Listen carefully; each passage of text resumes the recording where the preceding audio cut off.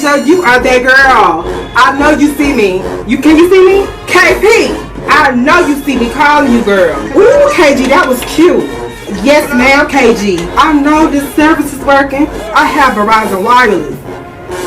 Our service don't break down. No. Yes, Janae. Work me, Janae. You have an incoming call, girl. Answer the phone. Now.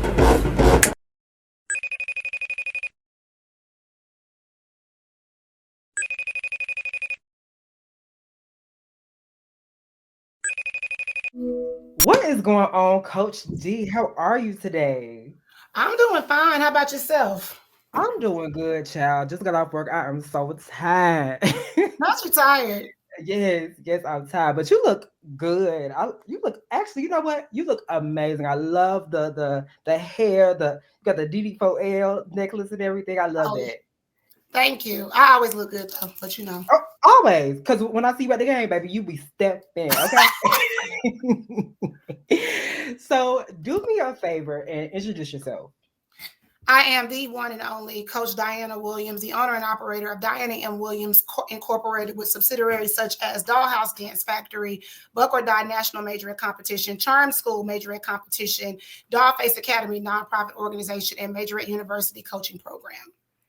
I know that's right. You got it all the way down. Okay. Yes, ma'am. Yes, ma'am. So what got you into dance? I've been dancing since as long as I can remember, coming from a ballet and folk dancing, believe it or not, and tap background as a kid. That's just something that I've always done.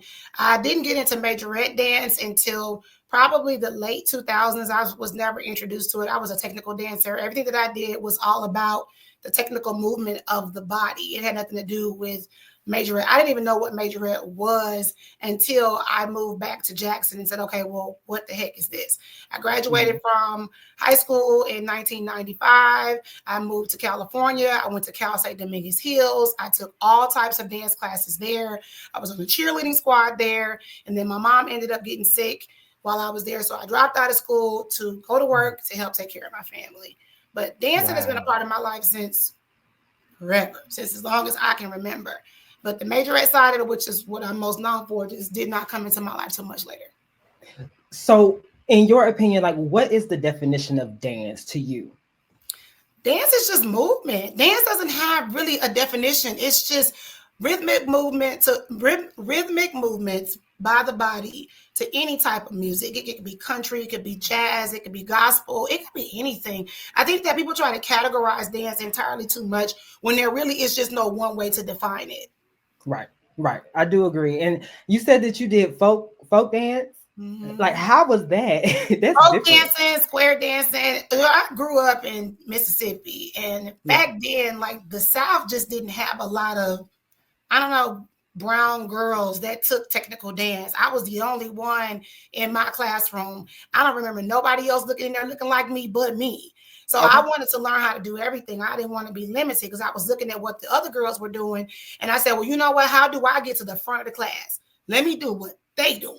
And they were doing tap. So I got really, really good at tap. I got really, really good at folk dance. I got really, really good at clogging, really, really good at square dance. I got really, really good at jazz because back then there was like hip hop just wasn't a thing. Like it just, I didn't take class with my people. I was taking class in a mixed environment. So I had to conform to what was there. Plus, I mean, I grew up in the burbs and my mom just wasn't going for all of that. So it was just different. Like it wasn't a style of dance. I would never do it now, child.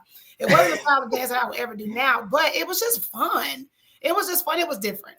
Yeah, and it gets you to do different things, like you said, and it makes you versatile, you know. So we all know that you went to Jackson State University. Yep. What made you want to try out for Princeton J6? Well, my mom went to Jackson State. My mom graduated from Jackson State in 1978. My mom pledged at Jackson State. My grandmother went to Jackson State. My cousins went to Jackson State. People do not even know that Ms. Nara Dean Otis, who was the Princeton J6 sponsor from 1976 to 1997, is my godmother. I grew up with Jackson State in my blood. It is all I knew. I knew I was going to dance. Miss Otis did not play with me, even when I was a little bitty girl. I danced for the Eye of the Tiger dance team that was also affiliated with Jackson State University. And I also danced on the very first Dancing Dolls dance team that was created by Miss Charlotte Cannon. She used to be one of the supervisors at the Highway Patrol's office. That was back in the day when we were wearing stonewashed jeans, shirts with the airbrush names on it. We was wearing buddies. You know, you would go buy a pair of kids, pull the little blue sticker off the back. That's okay. Yeah, you used to try to, you know, make yourself look like you had some money. You know what I mean? Right. But back then, it for me, Jackson State was in me. So when I moved back to Mississippi in 2001, this was before I started Dancing Dolls. I went to the game. And I kept saying I wanted to go to Jackson State, one, because I wanted to do what my mom did. I wanted to go to school. I wanted to do everything that my mama did at school. So I wanted to be, you know how as kids you say, I want my mom to be proud of me, I want my parents to be proud of me. So you do what your parents did. Right. I didn't really care, being honest, where I went to school, as long as I went to school. But my mom went to JSU, and it was like there was a no-brainer in my house. So anyway, I wanted to dance. So why not, if I'm going to go to the school, let me audition for the team at the school. So to me, it made the most sense. I had zero major ed experience. Do you understand me? When I say zero, zero, zilch, none. I didn't know what was going on. I just watched it. I remember moving back to Mississippi, going to the football game. I was sitting in the horseshoe and I was watching, and I'll never forget. I said, baby, they stomping like some damn horse. They had on this two-piece blue uniform, and they had on some black jazz boots, and they all had ponytails, and they marched up behind the band. I don't see the JSS doing it no more, but this is after halftime. They marched up behind the band, and I said, okay, I want to do that. So I went and tried out. And I do want to let you know, I did get a chance to see your tryout dance. Baby, when I tell you, you ate that, you ate that down, okay? When you did the heel stretch, I said, yes, ma'am. She ate that, for sure. Yep. She ate it. So, like, with you not making the team at that time, like, how did you feel about that? Being honest, originally, I was pissed. And I was pissed because I didn't really understand why. And I kept saying to myself, they've never even seen me dance. So they don't know if I can dance. I didn't understand the whole interview, body cuts. Like, I didn't understand the whole process. And back then, I don't know what it is like, what it is now. But back then, being in that room and going through interviews, I would think that if you didn't want a person, you would cut them from the interview. You don't have them go through this situation where they put on a leotard, because I was very petite. I was tall. I was very petite. Go through all this to just not select them after body. Because I was like, damn, am I too skinny? Do I need to eat? So I started putting myself on this regimen where I was trying to gain weight because I really didn't know what it was. I knew it wasn't my hair, because my hair was down to my butt. So I knew it wasn't that, my real hair. Okay. I don't know about no wigs, weaves, and all that. So I didn't really know what it was. And then when I found out later, it had nothing to do with that. It had everything to do with my past. I said, well, I'm not the only one with a past. We're not going to go there. But it is what it is. But at the time, I was pissed because I really just didn't understand. Plus, the very last time that I auditioned for Prince and J Sets, they called my number. And I'll never forget, the gym erupted because I was like, finally, I'm going to get a chance to dance and show them what they've been missing out on these last few years, how I could have been an asset to the organization. I remember walking down, and Dr. Liddell told me I didn't call your number. And I remember one of the girls, I'm not going to say her name, but I remember one of the girls saying, yes, you did, Doc. She was smiling. She was excited because they had been in the gym with me while I was working on my routine. And I would do my routine back to back. I was not tired. And the song was I Like the Way You Move by Outkast. That's why we still do this song in the parade mix for the dolls, because it has a little bit of a meaning. Right. So but anyway, like I said, I was pissed at the time, but as time went on, I began to understand that wasn't my purpose. Had I made Prince and J Sets, the Dancing Dolls would have never been what they were. So I want you to understand this. Dancing Dolls was created in 2001, which is the first year I started at Jackson State, which is also the year that I started trying out for the team. Right. So while I had my team, I was still pursuing my own dreams. But it took Dr. Magruder, I will never forget, and I thank him for this, and I still have the text messages in my phone to this day.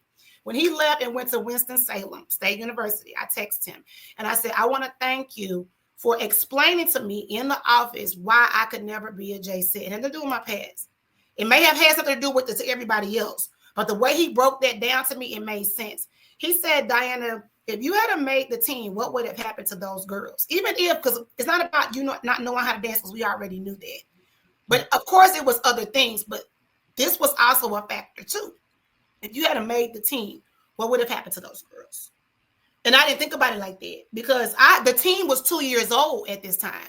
The team was performing at JSET tryouts. The team was dancing in the stands at the basketball game with the band. The team had marched out behind the band multiple times at the game. The team was able to sit next to the band in the stands, fifth quarter, and dance. I got VHS tapes. It wasn't about me. It was about them. But I didn't understand that then. And as time went on, it started to make more sense. It was never for me to do it. It was for me to teach others to do it because there was a legacy that was being born. I didn't know what it was at the time. And it took me to graduate from college and probably maybe my first or second year out of college that it clicked. And I remember texting Dr. Magruder months after I left Jackson State and I had met my husband and all of that. I remember texting him and just telling him thank you because I didn't understand. So that was a long answer, but you can't just say yes or no. You have to explain. Because for me personally, it stings when you get told no. But there's always a message behind the no, because no is just not right now. No doesn't mean never and forever. Because look at how many girls have come through Dancing Dolls. Yes. Girls that were never Dancing Dolls that I did train. Charity was one of those girls. It was a girl we called her Sunshine. She was very light-skinned, very pretty during my time, my tenure while I was at Jackson State. I trained her. She tried out for the team. She made the team. I can't tell you how many girls I assisted that weren't Dancing Dolls that did make the team. Plus, I felt like Dr. Liddell kind of took us under his wing, so to speak. I think he allowed us to do things that most dance teams wouldn't do. I don't know if it was more of a, well, let me give her this because she can't have that. I don't know what it was. I'm making it up. Shit, I don't know. And like, that's just the way it felt. Like, I felt like he was always so nice to me. He was never rude to me. He used to call me that little dancing girl. I'm like, I know you know my name. But he would always call me that little dancing girl. And everybody on the band staff was always so nice to me. They were never rude. They were never mean. And they allowed the Dancing Dolls to perform as the featured performers at Jackson State for JSET trials for all those years. Yeah, that's crazy. And that does make sense that the girls really needed you, at the end of the day. So I definitely can see that side as well. Yeah. I did hear that eventually you started to work with the dynamic twirling sensation at Jackson State University as the fitness coach. How was that experience for you? Well, it wasn't more so me being a fitness coach because they were very much so in shape, okay? They were talented in every way. They didn't need me to train them on anything. We really worked together on some choreography, not a lot. I was their sponsor. So basically, I was their right hand. I was their backup. I did all of their costumes. I made sure that if they had things that were going on in their lives and needed to talk, I was their friend. I was their mentor. I was just that person to bounce those ideas off of. I traveled with them. I helped them get dressed. I almost lit my wig on fire many times, setting them things because Celia had swords, Dexter had batons, Melodies was twirling 2, 3 fire batons. They blowing fire. I said, boy, y'all got too much shit on them. We gonna all get on fire over here. But it was a fun experience to be able to do that with them. And it gave me another opportunity still to be able to be with the band and fulfill some of my own wants, which is just being able to be a blessing. Because once I realized, again, like I said, this wasn't about me, it made it so much easier for me to just be able to serve, which is why Tau Beta Sigma came, much later. I donated a lot of money. I donated a lot of stuff. I did a lot of things, for the band without it being publicized. Back then we was MySpacing and Bebo and it wasn't no Snapchat back then. With none of that. Yeah, with none of that. He was still doing radio commercials. Yep. I remember those days too, child. I remember those days. Yes, ma'am. But I'm glad that you did get a chance to experience that because I'm not sure if that kind of helps you in the long run to become a coach. But speaking of becoming a coach, like what made you want to be a coach? Okay, so I'm gonna answer your question in 2 parts. One, being a part of helping with the twirlers did not help me with my coaching tactics. Okay. And what made me, so I'm gonna tell you what helped. I'm gonna tell you what helped. Why did I want to be a coach? I have my mom and my grandmother owned the daycare. They owned my grandmother, Pied Piper Playhouse on West Capitol Street for as long as I could remember. My grandmother had this daycare center, and there were kids coming and going. They had foster kids. They had government assistance dealing with kids and making sure the kids got their education. And they ended up from the playhouse to opening up the academy. I was always around kids, and I would listen to my grandmother motivate them, uplift them, inspire them, give them words of encouragement, advice. They had a creed that was written on the wall, something to be proud about, their own motto, their own mantra. I was around kids my whole life, so I didn't know anything else to do. My mom worked for the city of Jackson Parks and Recreation for 27 years. So all she did was give back to the city.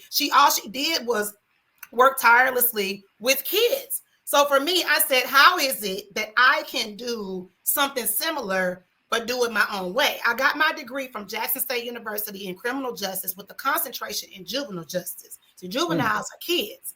I did my internship at the Juvenile Detention Center, and it was more girls coming in there than it was boys. And I said, I do not want to see any female come through. They were rowdy. They were angry. But once you listen to them and you talk to them, because I was sitting, I wanted to understand. We fingerprint children, and it used to bother me so bad. And I wanted to understand, like, what's going on that's got you feeling like this? And I said, you know what? I'm going to make sure that I utilize what I'm learning at Jackson State, because I did that my freshman year. What I'm learning at Jackson State, so that no dancing doll, no girl that ever becomes a part of my team is in here. I need to make sure that they have something to look forward to, that they're excited about. They have a discipline, they're learning a skill, they're understanding rules, they're understanding all these things, which is why I got so many rules. But they understand all these things, but they're getting able to dance. Hair done, makeup done, nails done, cute costume, perform, all the things. I wanted them to have that. And I said, if I give them something, because I was on the Eye of the Tiger. I was on the Dancing Dolls when I was little. Like, I was a part of performing arts when I was little. Like, I did all of this stuff. Like, I acted in plays and did all the shows, and I cheered. And so I'm like, I'm exposed to it, though.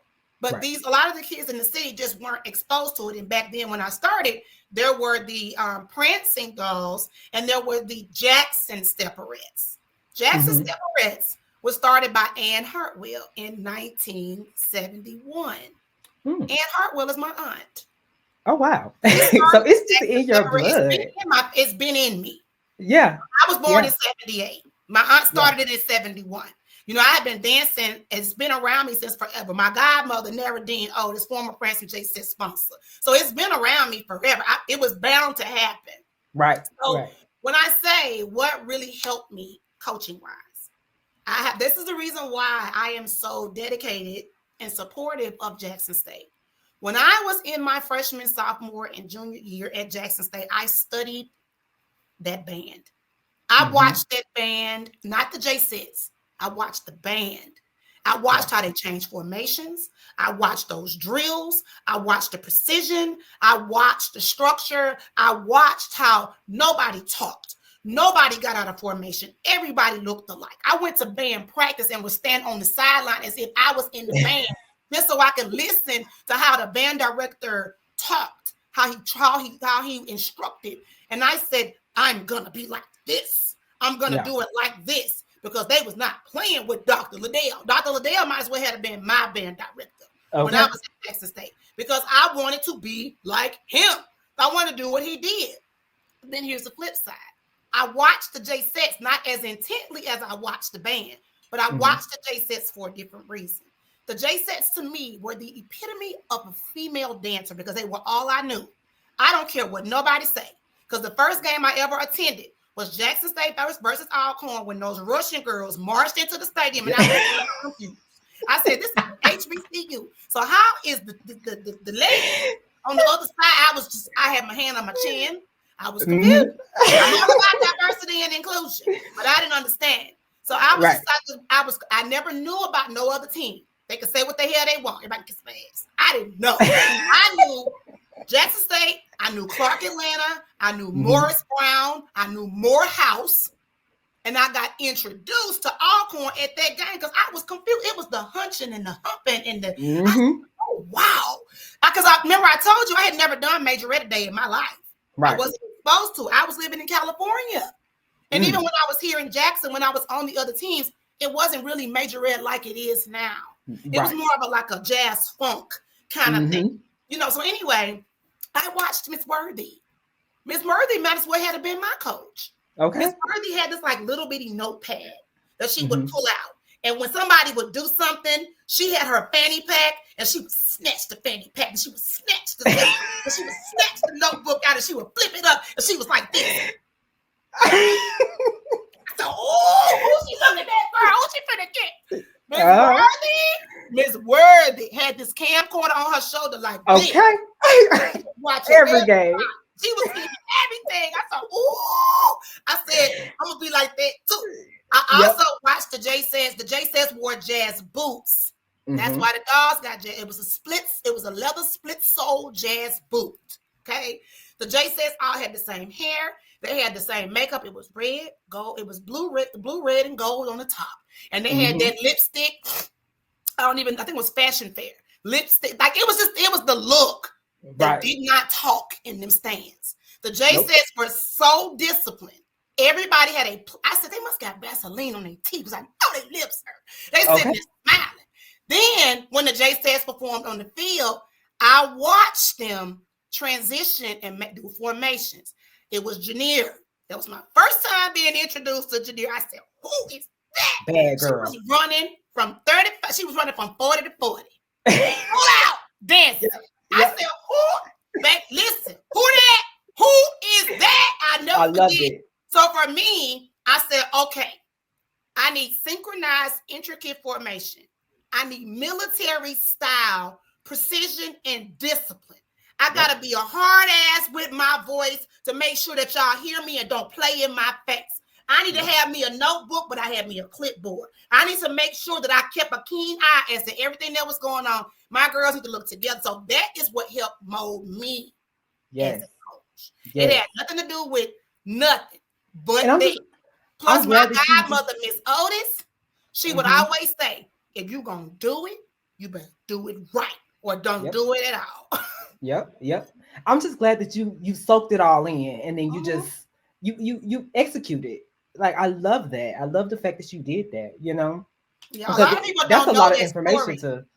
That's a lot of people don't know that story. They just think that I just started. I'm like, nah, like everybody has to gain inspiration from somebody. And even while I was with the Twirlers, I gained a lot of friendship. I gained a lot of respect for Dijon, a lot of respect for Dexter, a lot of respect for Celia, a lot of respect for Melanie, for Z. Like I had a lot of respect for JJ. Like you just have no idea. Like these people treated me like family, whereas others made me feel like an outcast. They made me feel like I belong there. It's like, no, you belong here. No, we're going to do this together. So I got a chance to be around the J Sets, the behind the scenes, to kind of see how they did things, how they carried themselves. And it wasn't just on the field thing. It was an off the field as well. It was your grades. It was how you are a young lady. You represent the university. And I said, yeah, you're going to represent Dancing Dogs. Yeah, you're going to like everything they were doing. I was like, that. So it just helped. That's what helped me, basically. So anytime we go on YouTube and probably like around, I want to say like 2010, 2011-ish, I always saw mini J Sets, the title Mini J Sets. How did that start? And why did you want your organization to go to the games each week? So the Mini J Sets was something that was created by, and the name of the person on YouTube speaks for itself, God's First Dime. Yep. I never met that person. I don't know who they are. This person has been recording Dancing Dolls for a very long time. But when you have God in front, like I said, God's first. Right. You can never go wrong. And I thank that person because those videos I would help bring it. Okay, but we're not going to go there. I would bring the girls to the games because our girls would perform at the JSET tryouts and they would play bingo with the girls. Remember the game bingo? Bingo, that's me. Bingo, that's me. That's me. That's me. They would pretend. I would never forget. Everybody wanted to be Nikila, Coy, Saki, Janir. They were, baby, they said, it's me. That's me. They would fight over who was going to be Doobie. Who was going to be, I'm Afrashana. I'm Afrashana. It was like, I was like, you ain't even saying her name right. They like 9 and 10 years old.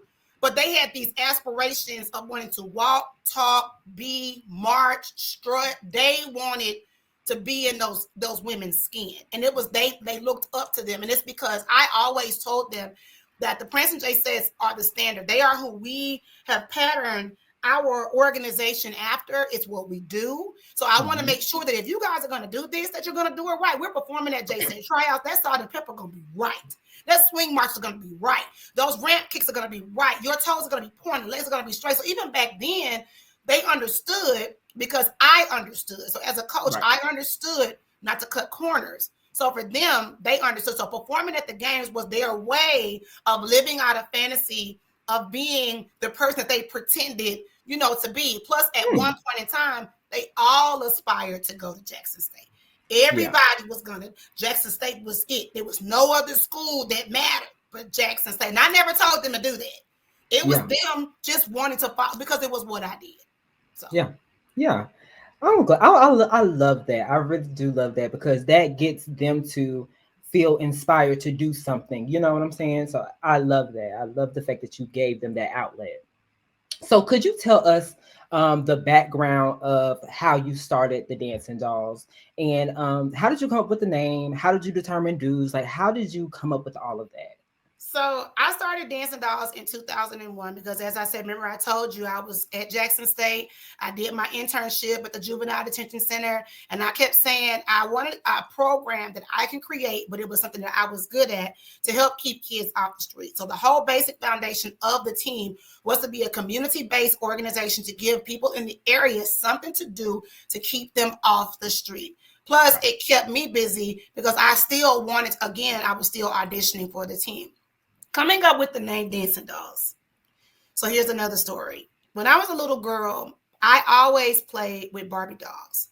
I played with the Raggedy Ann and Andy doll. I also played with the Cabbage Patch doll. Back then, Cabbage Patch finally came out with a black doll. And my doll's name was Beverly. She had freckles on her cheeks. It smelled so good. I will never forget. I had strawberry shortcake. I'm aging myself, but I don't care. All of those dolls really meant something to me. My favorite out of all of them, I had a black baby doll. She had a ponytail. She had a purple crop top, purple shorts, and she was on roller skates. I would wind her back up and she would skate through the living room. Skate through the kitchen. So my mom said, I'm going to build you a dollhouse. So my bed was a dollhouse. My bed was made like a house in the front. My mom took a projector and projected onto the house and built and drew the flowers. She drew the windows. She cut out the windows so I could peek out like it was a house. The top of the house was my twin bed. Okay, it had the plywood on the top. My mattress was on the top. And underneath it was my dollhouse. So I had the real dollhouse where you pulled them out and you opened them up and all those stuff. So I said, anytime I would go into this house, I was turning into a doll that dances. And my doll was a dancing doll. She was a dancing doll. So that's where it came from. And I said, if I ever had a group of kids that dance, and I ever started my own organization or whatever, my girls are going to dance like the Barbies that used to dance when I was a little girl. Wow. I always said that little girls should always feel like a beautiful doll anyway. Dolls sit on shelves. They're wrapped in plastic. They're covered. They're protected. They look beautiful. They should always look like that. But what if they could dance? What if they could dance and look like that? Right. So that was where my vision came from for the name of the team. So I started in 2001. The name came up in 2001. Our colors weren't even red and white. I'm not going to tell you why. I can tell you why. It's public now because it's on our website. Our original colors were green and gold because the school, remember I told you, my grandmother owned Pied Piper. The school's colors were green and gold. So it originally started out, the team was supposed to be affiliated with the school, kind of like Jim Hill High School, Provine High School. The team was affiliated with school. So as time went on, I didn't want green and gold costumes. My mother is a Delta. My grandmother is a Delta. My aunt is a Delta. My cousins are Deltas. So I said, you know what? I'm going to do another nod to my family. So our colors ended up being red and white. Wow. So that's where that came from. So it went from playing with dolls as a little girl, sleeping on top of a dollhouse, playing in a dollhouse, to creating my own dolls, to having my own dollhouse. So it's all of it is just full circle. People think they know, but they don't know. But you're getting some exclusive stuff. Wow, that's great. That's nice. That's good. And I had a inkling that it was kind of Delta. You know, I kind of had a I talked feeling about it it was before. Delta. People hear what they Yeah. want. You know, but I talked about it before. I've said it before. Even if you pay attention to our formations, we do a lot of pyramids, upside down triangles. You're going to always see a 3-point something, left, right, up, down, side to side. That's a nod to Delta, but that's also a nod to the Father, the Son, and the Holy Spirit, because I do believe in the Holy Trinity. I don't play about that. Period. So as a coach, what made you strictly do the J-set style and not, jazz ballet at first? Because that was what in the city at the time, that was the major focus. Majority of the dance teams, they were in the parades. They weren't doing jazz. They were only doing the majorette style. And because the HBCU for me had become so popular and the kids kept saying, well, I want to go to this school. I want to be a J-set. I just focused on what they wanted to do and what was important to them. It's kind of felt like what I wanted, it really didn't even matter. Even if I wanted them to do that, I don't think they would have been interested because none of them that started the team with me, because I started with 12, none of them that started the team with me had any majorette experience. None of them had ever really danced before. Everybody was cheerleaders. So we were starting with a brand new, fresh team. So majorette was just the easiest way to start training them.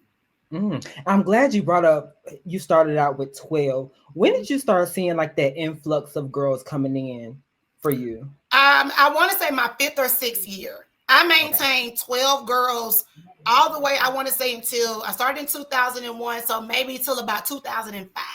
2005 was our largest influx of dancers at the time. And then we ended up with like 20.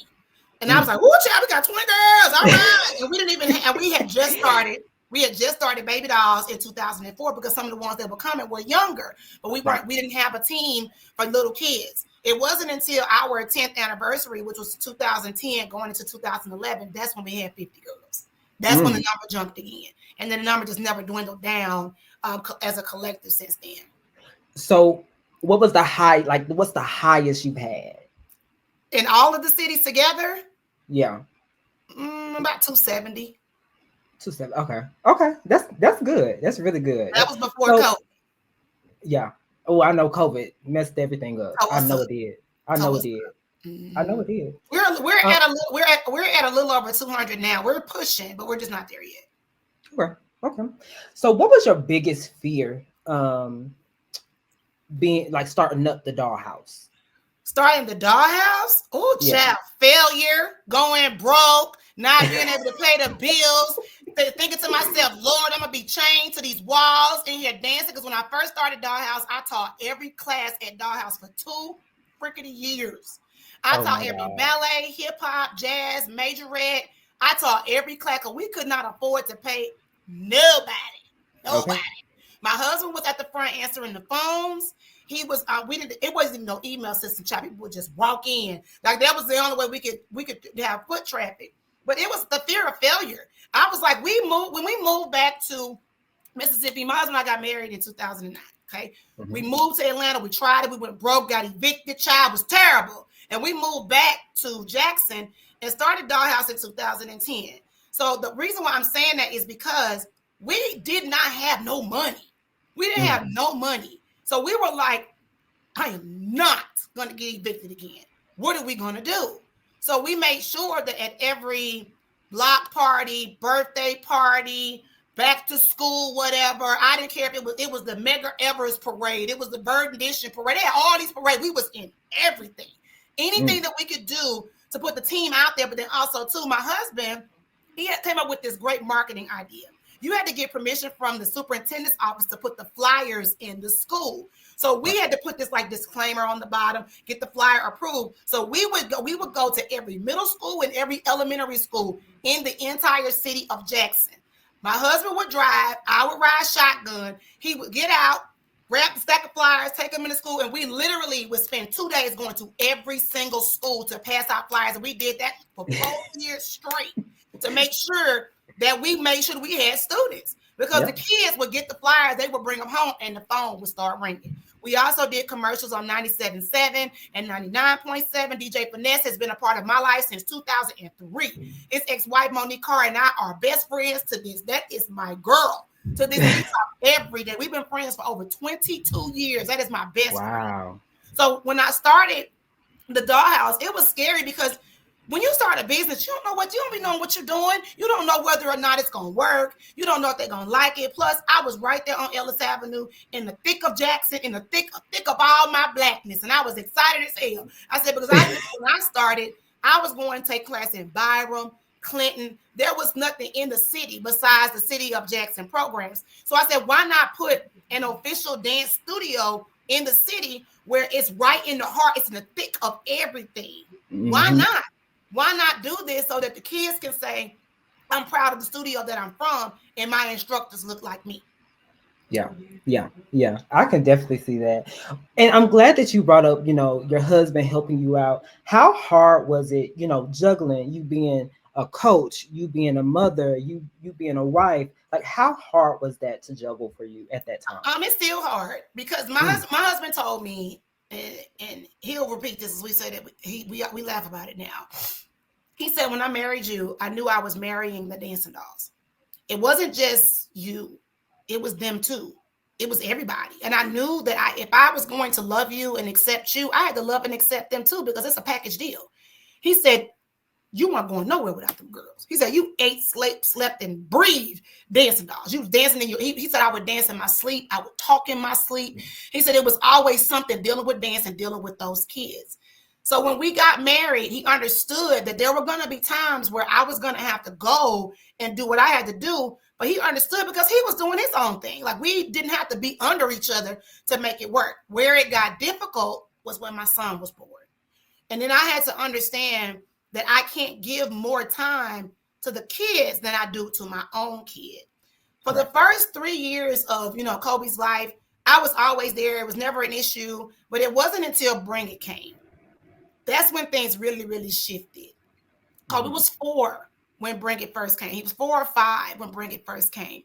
And I didn't really know what I was doing when Bring It came. I was still trying to figure out, I was balancing being a wife. I was balancing being a mom.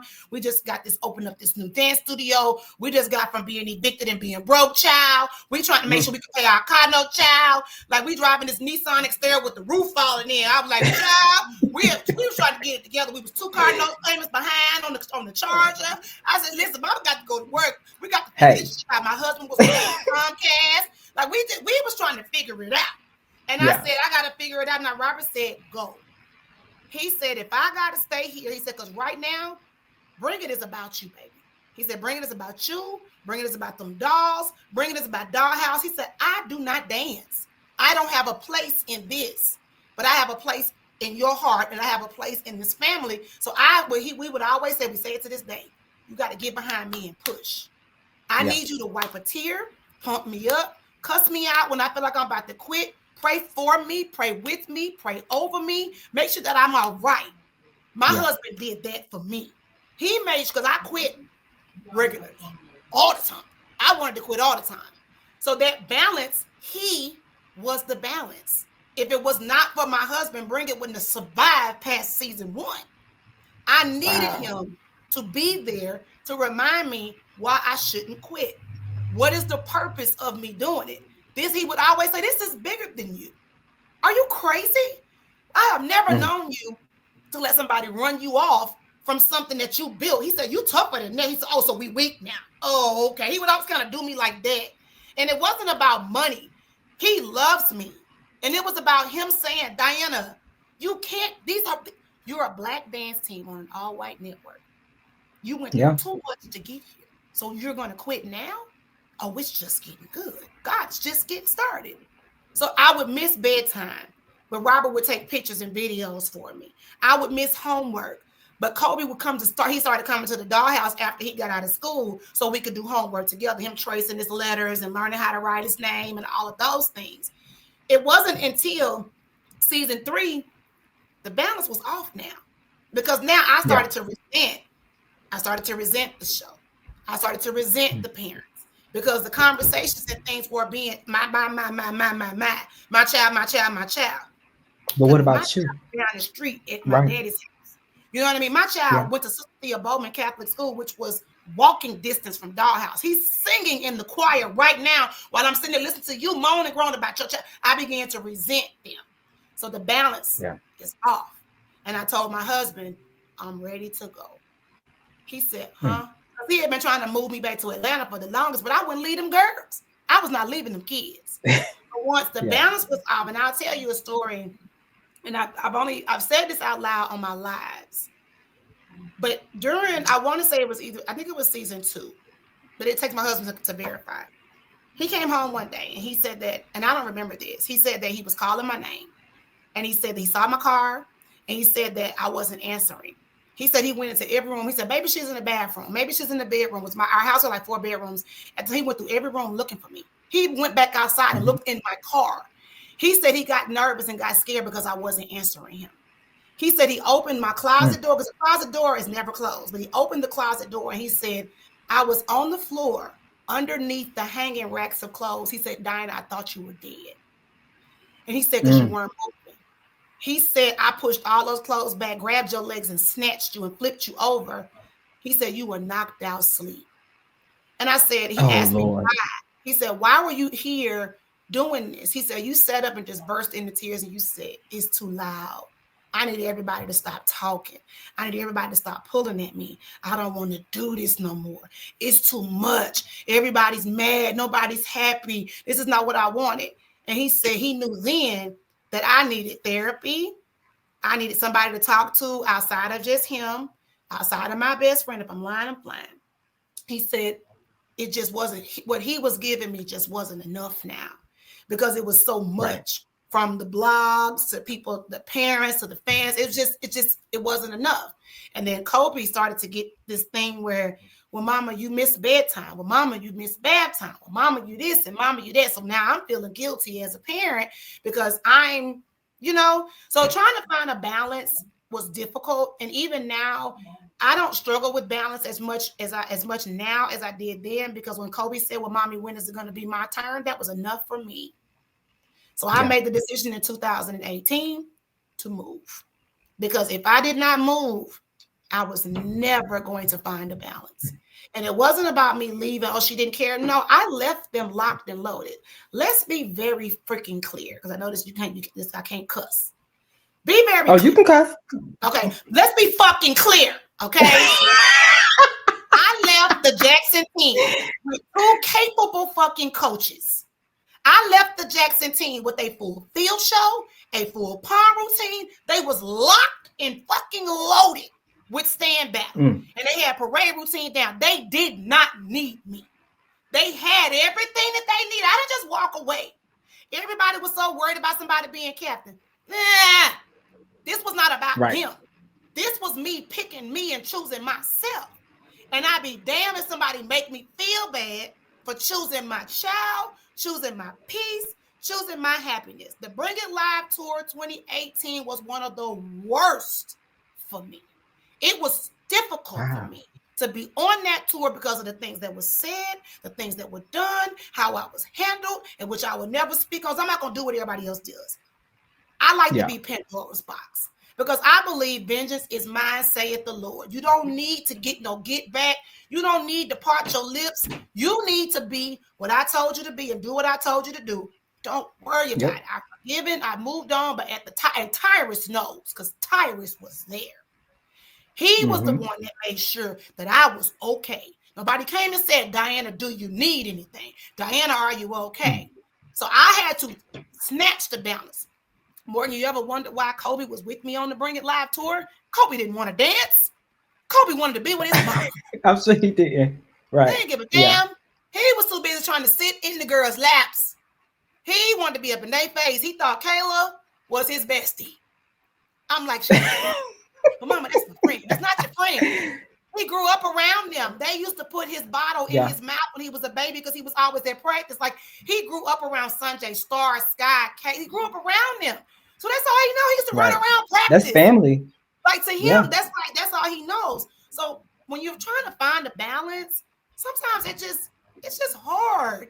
It's hard, but I picked myself in 2018. I made the decision to move, and It just is what it is. Yeah. So With you being a coach, it comes with so many different hats. You know, you have to be the mother, you have to be the teacher, you have to be so many different, you have to wear so many different hats. What roles did you have to play outside of those roles that I just called? Like, what roles did you have to play, being a coach? Everything. Yeah. It's me picking them up from practice, picking them up from home and taking them to practice, even and taking them back home, even though their mamas was at home. It was them calling me to talk to me about boys because things they had going on. It was them calling me to tell me, hey, coach, I'm failing this class. I need tutoring, but I'm scared to tell my mama because she blah, blah, blah. It was so deep to where the parents had me on their emergency contact forms. I could go pick them up from school. Like, we were just that close. And while they were on the team, even while they left, which is why a lot of them call me mom, because I was always there. I've been around when some of the girls have gotten in trouble. And it was bad. And I've had to talk the parents down. Okay, child abuse. Like, listen, don't beat her. Yeah. Let me talk to her. You know what I mean? Even still to this day, myself and Coach Janier and Coach Gigi and Mariah and Cake, like, we intervene. We're like, hey, now, hey, everybody, look at my hands. Everybody pay attention. Like, we're trying to get focused to keep the parents calm because the kids are crazy. But a lot of times the kids will listen to us before they will listen to their parents. And they say it takes a village, and it really, really does. So outside of, just being in there yelling at us, we do a lot. We do a lot. That's why it's emotional and it becomes overwhelming, and you get attached to these kids. Like, it was never just dance for me. I don't have daughters. I have a son. You know what I mean? I pray for that boy. Praise God. Hallelujah. But I'm saying the girls, DDPs was like my sisters. Some of the older DDPs, they were like mothers to me. The girls, those were my kids. Them was my babies. So things that happened to me when I was growing up as a young girl, because some things happened to me growing up, and I'm not going to get into that. But I always wanted to make sure that never happened to them, that they always felt like somebody was going to pull up and whoop some ass behind them. Somebody was going to cuss out behind them. That's why I act like I do about my children. I don't care if they ain't came up out of me, they mine. And you're not going to speak about them. You're not going to talk about them. You're not going to handle them. I don't care if you're grown, cracking a joke, fall back, because I'm on your ass about them. But I've always been like that because nobody was like that for me. I didn't have an advocate. I didn't have nobody ready to pull up on two wheels with the brass knuckles, roll the window down, waiting on you to come out, jump your ass in the parking lot. Like, I ain't had nobody doing that for me when folks was fucking with me in school. I got bullied real bad. Nobody did all of that for me. But we be on their ass. We say, who DDPs from all cities be like, who did it? Because if it could be like, it could be an Atlanta dog in Jackson, because we got Atlanta dogs that's J sets. The Jackson DDPs is gonna pull up and make sure, what do you need? Do you need toiletries? Do you need help with housing? Are you hungry? That's what we do. We're family. Yeah. So, outside of what we do as coaches, it doesn't stop there, which is why you always see me. I'm somewhere. And they know I ain't far. Yeah. I'll let them talk to me. We're going to have a little moment of fun. I'm going to give you 5 seconds to cuss. But when it's over with, I'm still your coach. And shit. Boom. Hey, guys. You know what I mean? Like that. They had those moments where they called and be like, because coach, and I'll be like, okay, so what you do? Because I ain't just on your side. And they know me. I'm going to call an ace, a spade, and a spade. You might not like what I got to say, but I'm always tell you the truth. And they be looking for it too. I play devil's advocate. I get both sides of it. So that's why I said I'm not just their coach. Janier's not just their coach. Like Coach Gigi, Mariah, Kate, they're not just their coaches. Jasmine T and Angel, there's so much more. They are so much more than just the coach. Yeah. As a dance coach, you have to be. That's why we be wanting to drink. We be stressed the hell out because it be so much more. Tell us stuff. Right. What do we do, child? But it gets stressful, but it's a lot of fun. I wouldn't change it for the world. Yeah. I just love the fact that you are a positive role model to them. Even if there is banter or like y'all butt heads, they can always come to you for anything, And I love that we're not gonna always get along. I'm not gonna like what they do all the time. They're not gonna like what I do all the time. But it don't matter. I could fall out with their mama. I'm gonna still tear somebody's ass up behind them. Yeah. So when you're creating a team, what qualities do you look for when trying to pick a captain? Like you have Cameron, and Kayla. Like, how do you do that? A captain must be one of the first people to arrive and one of the last people to leave. A captain must lead with love, lead with grace, lead with patience. A captain must be someone that does not mind giving extra time to assist someone else without any complaint.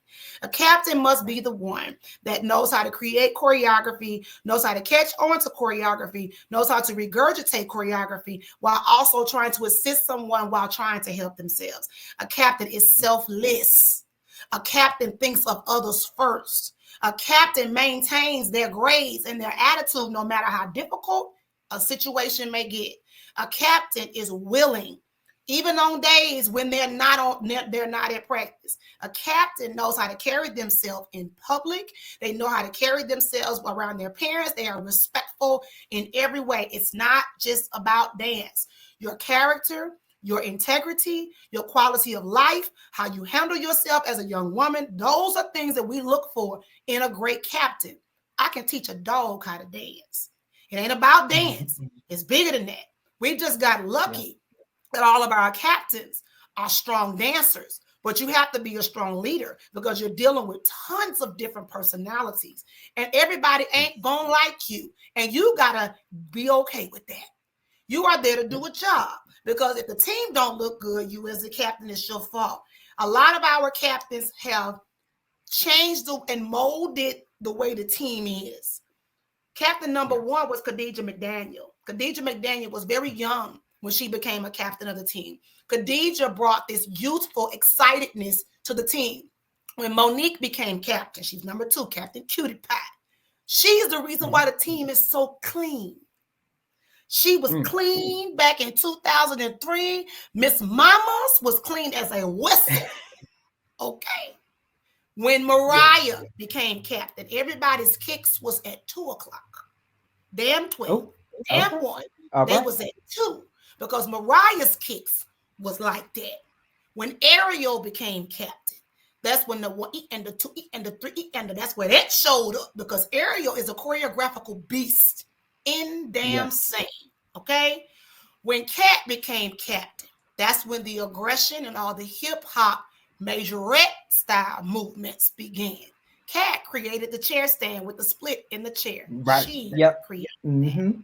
After Kat, then it was Kayla because Kat and Kayla were captain at the same time. They were a double. Kayla was quiet. She didn't talk a whole lot. So when Kat was captain and Kayla were captain together, Kat was the talker. Kayla was more of the one, okay, I got you. She was like an understudy to her big sis. And that was the year that Bring It came, which was the year that Kat graduated. When Kayla became captain, that's when all of the crazy, aggressive battle, it was like battle zone. You got served in your face, but that's how Kayla danced. Real hip hop. That's how Kayla danced. And when Cameron became captain, the team was more technical, jazz related, ballet related. Every captain brought something to the table. There were no two captains that were the same. I would be remiss to not mention Marquita. Marquita was captain before Ariel. She came after Mariah. She was on the captain for a few months before she left the team.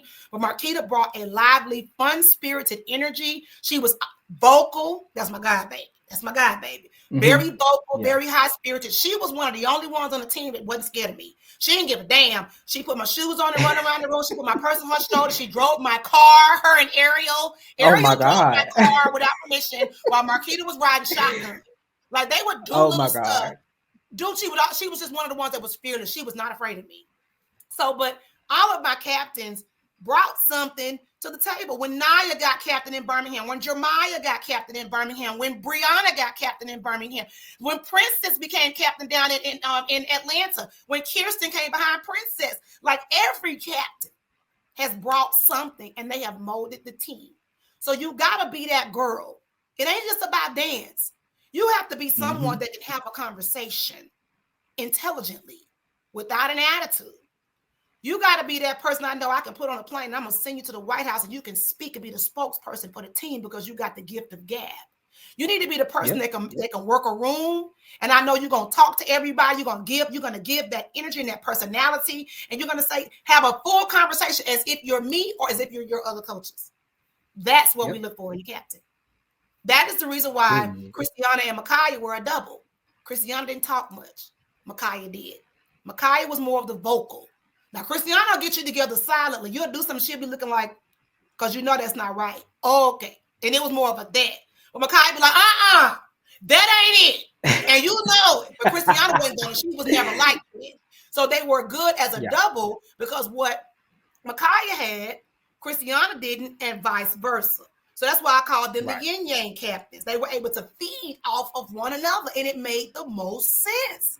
And I knew that once Micaiah graduated, because she was a year ahead of Christiana, Christiana was going to take the reins by herself the same way as Kayla did once Kat left. It was designed to be that way, but it didn't. It ended up not happening that way, which is totally fine. Yeah. That's good. That's great insight. That's great insight. How did you come up with the DD4L hashtag? Well, Dancing Dolls, DD4L stands for Dancing Dolls for Life.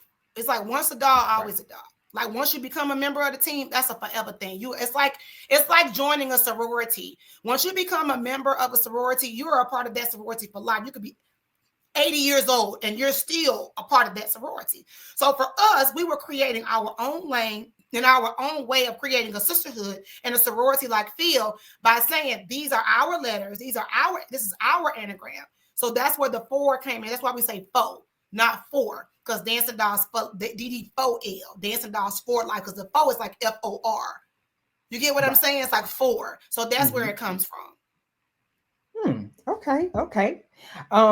So I know that, whenever you have a dancer come from, any HBCU like JSETs or Stingets or any HBCU, you always try to implement, certain captains or certain dancers to go to your dollhouse as a coach. What made you pick those HBCU girls to, be coaches at your organization? Well, the only ones we've never had anyone besides a Golden Girl and Princeton JSETs be coaches of dolls. So I picked them specifically, one, because Kamisha Archie was the only girl that was a Golden Girl that was ever a dancing doll coach, and she was in Jackson. I picked Kamisha because she's a lively spirit. She's energetic. She's so much fun. And she's youthful, and the girls needed that loving feel at the time when Kamisha became their coach. They needed her. They needed that. And that energy was perfect. Plus, Kamisha was very much so diligent in dance. She was going to keep pushing the standard. The Jackson team has always been the standard, the blueprint. They are the aggressive hip-hop majorette dance culture. So we needed someone that understood that. That's the reason why Ariel was coached there for so long, because she understood. She's a former dancing doll. So she understands the standard. So that's the reason why, like Mariah and Akila now, they're both. Mariah is the head coach of the big girls, and Cake is the assistant head coach, but she's the head coach of the babies. They were both. That Mariah was captain, and Akila was her head co-captain. They understand the standard of the team. In Birmingham, Gigi, Miss Guana Green, she was never a dancing doll, but she was a fabulous dancing doll. But Gigi understands discipline structure. She's old school. She don't play when it comes to technique. She doesn't play when it comes to variety. She wants things to be a certain way. So with her coming in, I wanted remember I kept saying in the beginning about structure and discipline. I needed someone that was going to continue with the structure and the discipline of the organization. Even prior to her, every coach that came through the Birmingham organization understood structure and discipline. When I started in Atlanta, I didn't want anyone to coach them if it wasn't a JSET. Engineer was the only one that I knew could handle that team, because when she was assisting me, and she was one of my coaches when I was in Jackson from 2007 to 2009. Janier understands what it means to be a head coach, what it means to create, to choreograph, to implement discipline, standards, to hold you accountable. Janier and Niall single-handedly trained the Atlanta team, because I was on tour. I didn't know what was going on. I came back and was like, oh, there it is. Okay. But Janier understood that she was not playing with them. She was perfect and still is perfect for the job. Remember I said, The Prince and J set style was the structure for the team. So it was a no-brainer for her. In Birmingham, I was still coaching diligently at the time. So I was going back and forth to Birmingham. So I made sure that they understood the structure. But with the Atlanta team, I wasn't around. So I needed to make sure that the J-set structure, Jackson State, was implemented in there, and the foundation was set by someone that I knew was vocal and that could handle it. Same thing in Memphis. Jasmine Jackson was a captain of Prince J-sets. It just makes sense. I don't want the structure or our style to change. I don't care what city that I go to. The style can't change. We're going to do our own thing because Memphis got their own little, Birmingham got they aggressive. And Atlanta is technical. They're going to have their individuality, but the structure of the team as a whole for the tradition is got to be the same. So it's important to always have someone that understands where you started and understands where you're going. So that's the reason why I selected them. Yes, ma'am. Yes, ma'am. So how was it putting together that 20th anniversary? In what was that, 2020? Hard. 2021, long, hard. It was the longest 8 months of my life. But it felt like 8 months? It took us 8 months to put that together. It felt like being on tour. You got to remember, you had every dancer had a solo. So the dancers did their own solos, but we had to do the intros for the solos. Some of the intros were Jackson, some were Birmingham, some were Atlanta. Those are productions. That was a 3 to 4 minute intro. It was a production. It was nothing small. Then you had the intro, our intro as an organization. All those girls, I had to figure out how to put the show together, and everybody had to learn everything. They had to learn their individual choreography. That's a lot of choreography. There was like 13, 14 different groups. That's a lot of individuals. That's like 14 mini field shows. That's a lot of groups of choreography. Then I would call them COVID crabs because they was online while they was during COVID. They didn't cross until the 20th. So they had their probate. So we had to put together a probate show on top of our show where it showed the whole opener for the routine where all of the alumni came back and they were on the stage and their names popped up on the screen. Like, it was a lot of that. Then, Cameron wasn't allowed to perform because Cameron was still actively a member of the Southern Dancing Dolls. I don't think that they allowed them to do other stuff, which was fine. But my thing is, Cameron is a part of this submarine, okay? She's a part of it. So we had to figure out a way to make it work. And every award show that I've ever been to or seen, somebody's getting some type of tribute done. And I said, well, since she can't do it, we're going to bring it to her. We're going to bring it to her. And it made the most sense for me. The 3 girls that I selected to do her 3 solos. So that's not, again, you got the 14 individuals. Then you got 3 shows in one. Because she had 3 different solos. Caribbean. She had her very first 8th Wonder. She had the Black Panther solo. And then we had to bring it full circle to where she was at the time as a Southern University dancing doll. So there's 4 different pieces of production within one, tribute. So the 4 girls had to learn the solos. I had to go get the costumes out of stores because I still had everything. We had to remake the Black Panther costume. And we had the Caribbean costume remade too. Shout out to Mr. Tony. Mr. Tony Jones out in Miami. He hooked those 2 up. But her 8th Wonder, that purple costume, that thing is heavy, by the way. And that costume, that's the original costume. That's the original costume. So anyway, those girls had to learn Cameron solo. Cameron didn't teach them. They learned it from videos.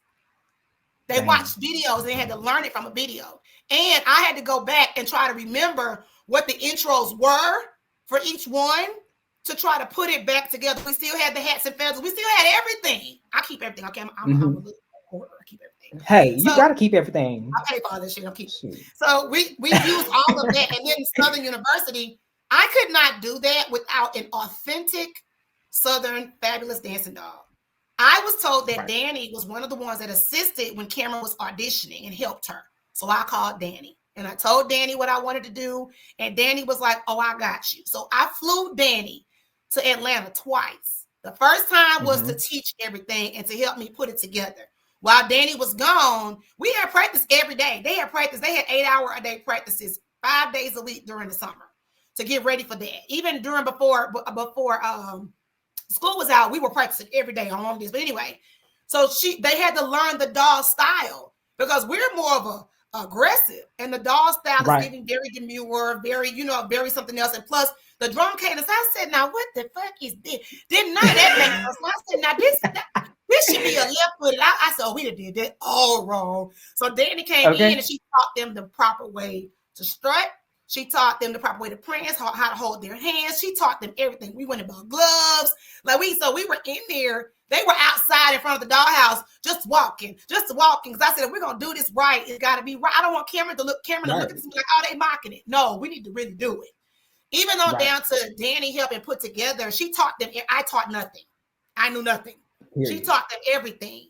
So when I asked Danny to perform with them, so that's why when Danny came out, it was like what in the world? Because nobody expected that. So the costume that they have, that costume is called Belle.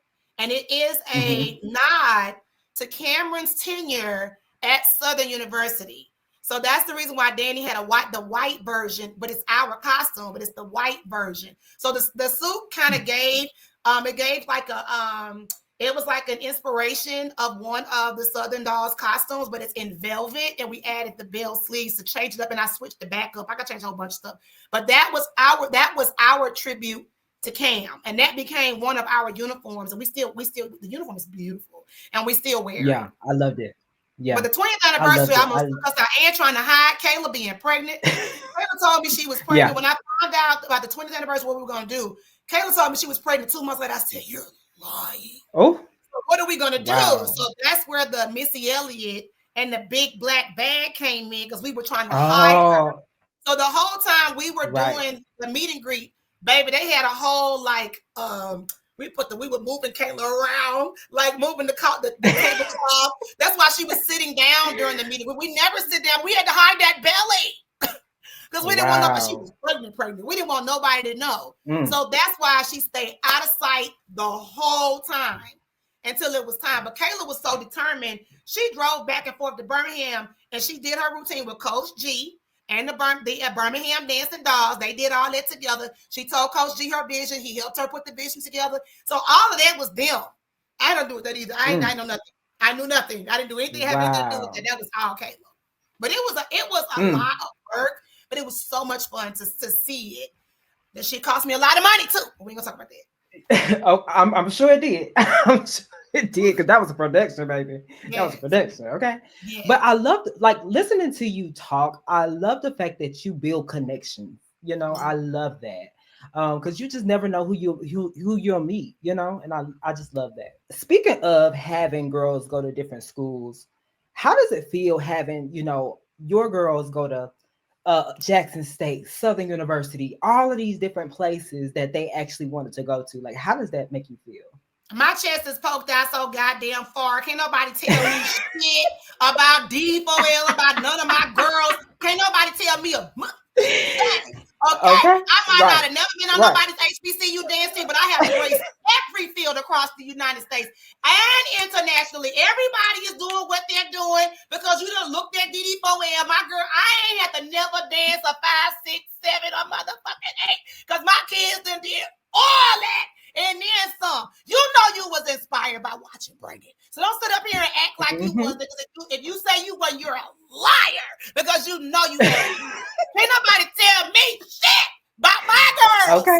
You hear me? Baby, when you put that trench coat on, it's a cloak, honey. I feel like I disappear and I turn into somebody else. I'm wearing my children on my shoulders, my back, my chest, my legs, my thighs, my hips with pride. Those are my babies. As you should. Those are my babies.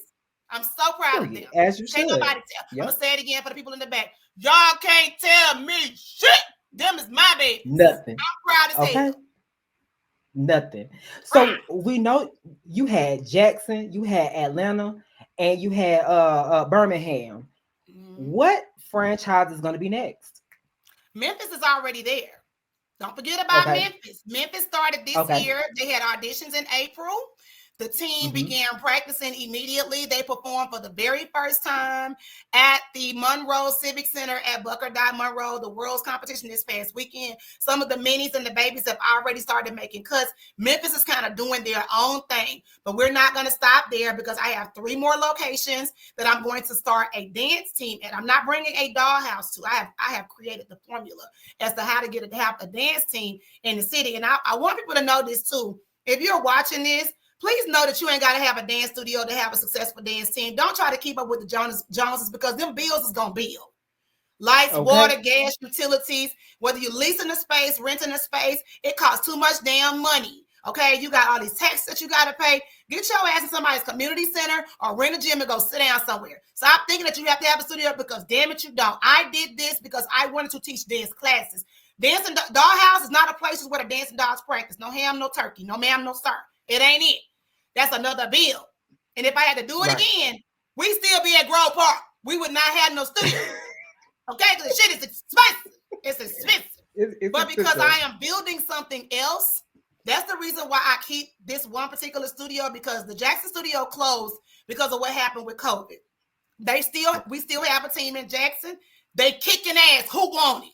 Them Jackson girls is not to be fucking played with. Clock that. Okay. So, but they do practice in Jackson, but we just don't say where. Okay, because don't nobody need to know. The Birmingham studio, I closed it last year because the landlord thought he was going to play up in my face. Not gonna happen, sir. So I closed that too. But the Birmingham team is still doing their thing, and they another one not to be fucking played with. So they're still in Birmingham as well. Then the Atlanta team, they still have their location. And in Memphis, they practice at the collaborative studio that I have with Grindhouse Dance Academy. Grindhouse 901 is owned and operated by Miss Taryn Noir. She's the head coach of the Memphis Grizz Girls. So my kids train at her studio and practice at her studio. So we have a really good bond. So I've just found the formula as to how to have a team. As long as I have a training facility for them to be in and they're getting quality training, I can have a team in Alaska if I wanted to. So just know I'm not done. Y'all gonna be sick of my ass. Okay. Keep building. Okay. The standard will not change as long as I keep pumping out dancing dolls all over the world, and my coaches keep pushing these girls to be great. We're gonna have a dancing doll in every state in America. Trust me. Yep. Okay, period. And that's how it should be, because it's dance, baby. Everybody want to dance. Okay. You have created some of the best designs for HBCUs as far as like uniform wise. How important is it to you to give back to these HBCUs? I give back to the HBCUs because I know what the sponsors are going through that they won't speak publicly on when it comes to finances and money and what it costs to have a dance team and do what it is that you need to do, especially when it comes to individuality. To be a part of an HBCU dance line is expensive. They're already paying for hair and makeup. They got to pay for school and everything else. The sponsors should not have to struggle with getting costumes. And a lot of people don't know that it just costs money. The sponsors come out of their own pockets. The sponsors spend their own paychecks. The sponsors have other jobs outside of what they do, and they're spending their own money. So here I am as an alumni of JSU, but a lover of dance, and I have dancers in other places. Even if I could buy one costume, if I can say, hey, you got 18 girls, I can get this costume for $150. Here, let me drop some money over here. Let me get the costume for you. Boom, there it go. Or if I can make it for them. Or if I can just go on Amazon and order the jazz was the ties, the fish, there's a suitcase, some luggage, some deodorant, I don't know, breast tape, whatever it is to help alleviate some of the stress. I'm going to do that because I would want somebody to do that for me. I'm a philanthropist. I've always been a giver. That's just me. And I know when I started, what it was like when I started, and I listened to the sponsors. I listened to my girls. My girls don't ask me for anything. They're not saying, hey, coach, can you? You know, they're not asking me, but I see it. And when you see a need, you just step in and you fix it. It ain't about, oh, she want to be around the band. Listen, I can buy my own season pass. I can get a media pass. I can get on the field. I don't need nobody to do shit for nobody. Trust and believe. Everything that I'm doing, I do it for the love of what it is that I do. I do it because I have beyond respect for the university, for the sponsors, for the dancers. They shouldn't have to worry about what they're going to wear. They shouldn't have to worry about that. They should be just worrying about going to school, being a teenager, being a young person, coming to dance, and that's it. The sponsors have a lot of stress. So if I can give something I'm going to do that. That's the reason why I always say people talk without knowing what's happening. You don't know what's happening. Sometimes it's not enough money in the budget. Sometimes you got to do a PO, and you got to do the PO the year before to get the costumes the next year. Sometimes the PO may be denied, and then you still don't get it. Or you may get it after the fact. You know, or you may get it and it don't fit. Or you may get it and this is messed up. Or it could be any damn thing. You know what I mean? But the sponsors want their dancers to look great. So sometimes they will come out of their own pocket to pay for something, and they shouldn't have to do that. But they do. Right. So it's important that we understand. And I won't say give grace because some of these costumes be looking mammy-made. I'm sorry, honey. You should left that shit in the catalog. Do better. Do better. Thank you. KitchenAid. Yes, ma'am. But some of them really, really go above and beyond to make sure that their teams are very, very unique. And as a collegiate dancer, it's hard to not look like a community dancer and then you have to go way left to outdo yourself from the previous year or the previous game or the whatever, because everybody got something to goddamn say. Right. Because I was gonna ask you, like, how hard is it, like, kind of like when you're designing things, how hard is it when you try to separate collegiate and separate community? Like, how do for me, it's not hard. Okay. Because when I draw costumes, I got my costume thing on it. I draw costumes, my stuff look like these. Okay? Yeah. My stuff look like these. Yeah. Okay, my stuff look like these. You get what I'm saying? This is me drawing and designing for my team. This is me. And I understand that when it comes to collegiate, some stuff don't have all this fringe. Some stuff, the way it's cut, if I was to use this costume for a collegiate dance team, I would probably take all this fringe off here. I'll probably take it off. Yeah. And it would just be a suit. I may have a little bit of fringe. It won't be a lot. The costume that the J sets have, the blue, I think it's called Harley Quinn. Yeah. I designed that one. So when you look at those costumes, like the other ones that they got that year, I did not design those. Chloe designed those. Yeah. I just helped put them together. She gave me her designs and I helped bring them to life. We collaborated on some ideas, meaning like, hey, what about putting this here? What do you think about it? Because some of the details in Cadet, y'all are missing. Cadet got this, it's got beads, it's beads in the sleeve. Okay, it's giving the drum major shoulders. You know what I mean? It's giving. So some stuff y'all be missing, down to the mesh nude look with the stones to the powder blue, navy blue. Like you got to play off of the colors of the school and of the band. Galaxy. So that's the reason why, you got to go. It's not hard, but you just got to think, and you have to design for the team that you have and design for the tradition of the organization too. Some people say, well, I don't like the fringe on the GGs. The GGs have always worn fringe. What do you always? Right. Always. But carry on. Stingettes are going to give you mesh gloves. They're going to give you sex appeal. They're going to give you all. And motion has always been known for mesh and skin. It's always been known for that. Yeah. So, but what do I know? Let's jump over to Bring It a little bit. It's not too many questions, but let's get into Bring It a little bit. So, how was Bring It approached to you, and were you scared to like even go for it? Oh, not you got. How can I thank you? Bring It was brought to me because they found my website on Google. Okay. Bring It wanted to create a reality TV show around a dance team. And when they Googled, they saw the Southern University Dancing Dolls, if I'm not mistaken. They had danced with Madonna at the Super Bowl that year. And then they Googled Dancing Dolls, and my website, Dollhouse Dance Factory, popped up. They said that even though the collegiate side seemed interesting, what I was doing with the girls was way, way, way more intriguing because we were competing. And now they knew, oh my God, this is another version of Dance Moms, but it's more of an in-your-face version. And they saw the competition. That's how God's First Dime on YouTube came in, because the videos were on there of the parades and stuff that we were doing. And that's how I got approached by it. They saw the videos that she was posting. Then they saw the stuff that I was posting, because I was also helping coach Callaway High School at the time in 2016-17. So all that stuff was posted. They were like, who is this lady? Who is this girl? So that's when they started calling and emailing, and it just kind of went from there. So I wasn't scared about it. It was more of a, what the hell? Yeah. So how was the main cast chosen? Like, how did they choose them? They had this, I remember this vividly, because first of all, I had nothing to do with choosing the cast, period. I didn't have anything to do with what the girls did on the show besides what they wore and what the choreography was when they competed.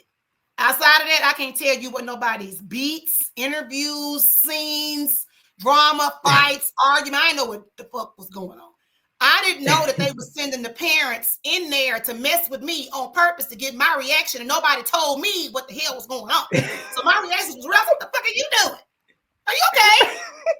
So they would tell them to do that, and I never knew what was going on, so they would do it to get my reaction. Just like the episode where it was the first season where I kept calling Christiana's name. Christiana, you doing this, Christiana? And Brittany came in there. They told me to call Christiana's name. I said, why? Oh, Lord. I said, she ain't doing nothing. Right. She ain't doing nothing. They said, well, just keep calling her name and keep correcting her. I was like, okay. Yeah, okay. It ain't wrong. You're going to look dumb when you flash the camera to her, because she ain't doing nothing wrong. That's not the name I need to be calling, because she ain't doing shit wrong. But anyway, back to what you asked me. So the cast was chosen by the network. They were looking for a mama-daughter pair.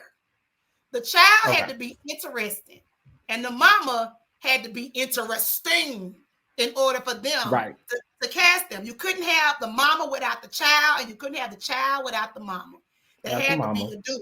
They had interviews and open casting call at Wingstop. What?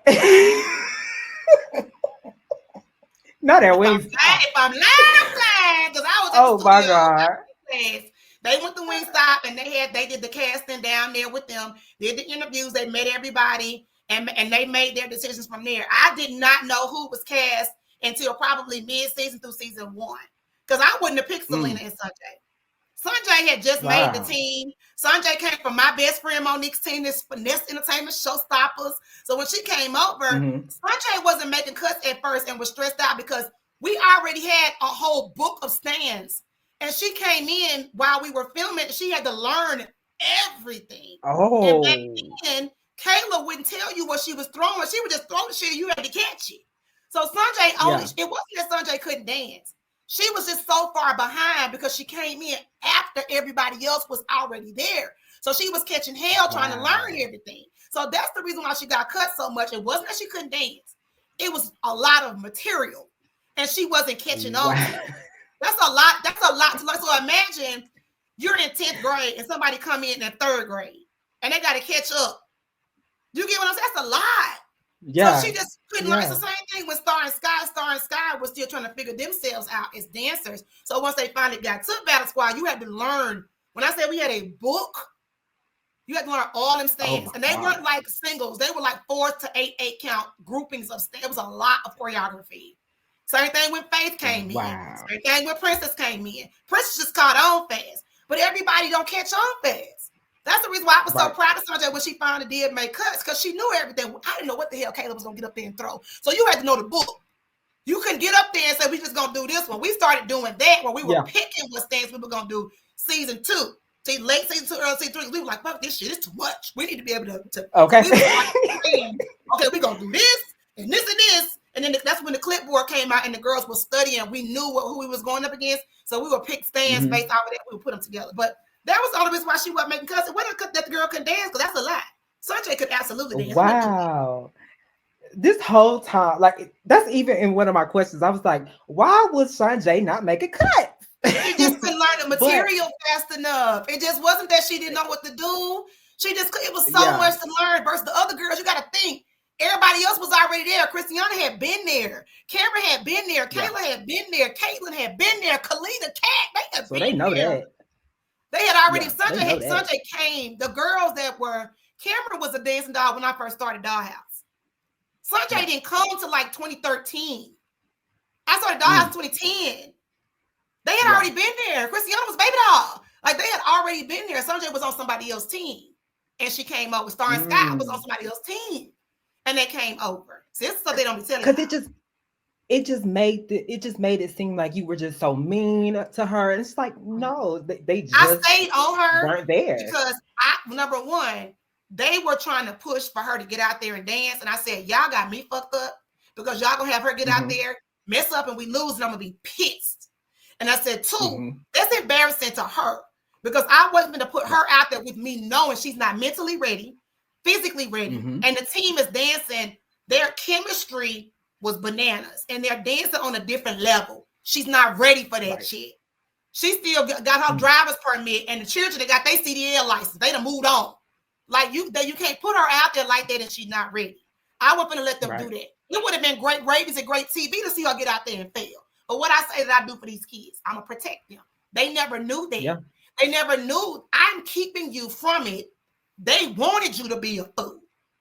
But I wasn't going to do that. I would rather everybody be mad at me and me keep her from dancing than to let her get out there and dance. So they also made Selena come in there and come talk to me about that girl not making, because Selena already knew. You got eyes. Right. You ain't blind. You ain't Ray Charles or Stevie Wonder, Miss Girl. You can see that. You can see what she ain't doing. You can see that she cannot stand. You standing beside a heavyweight. Christiana might not talk, baby, but that thing dance her ass off. So you standing next to her. And Kayla got sick of it.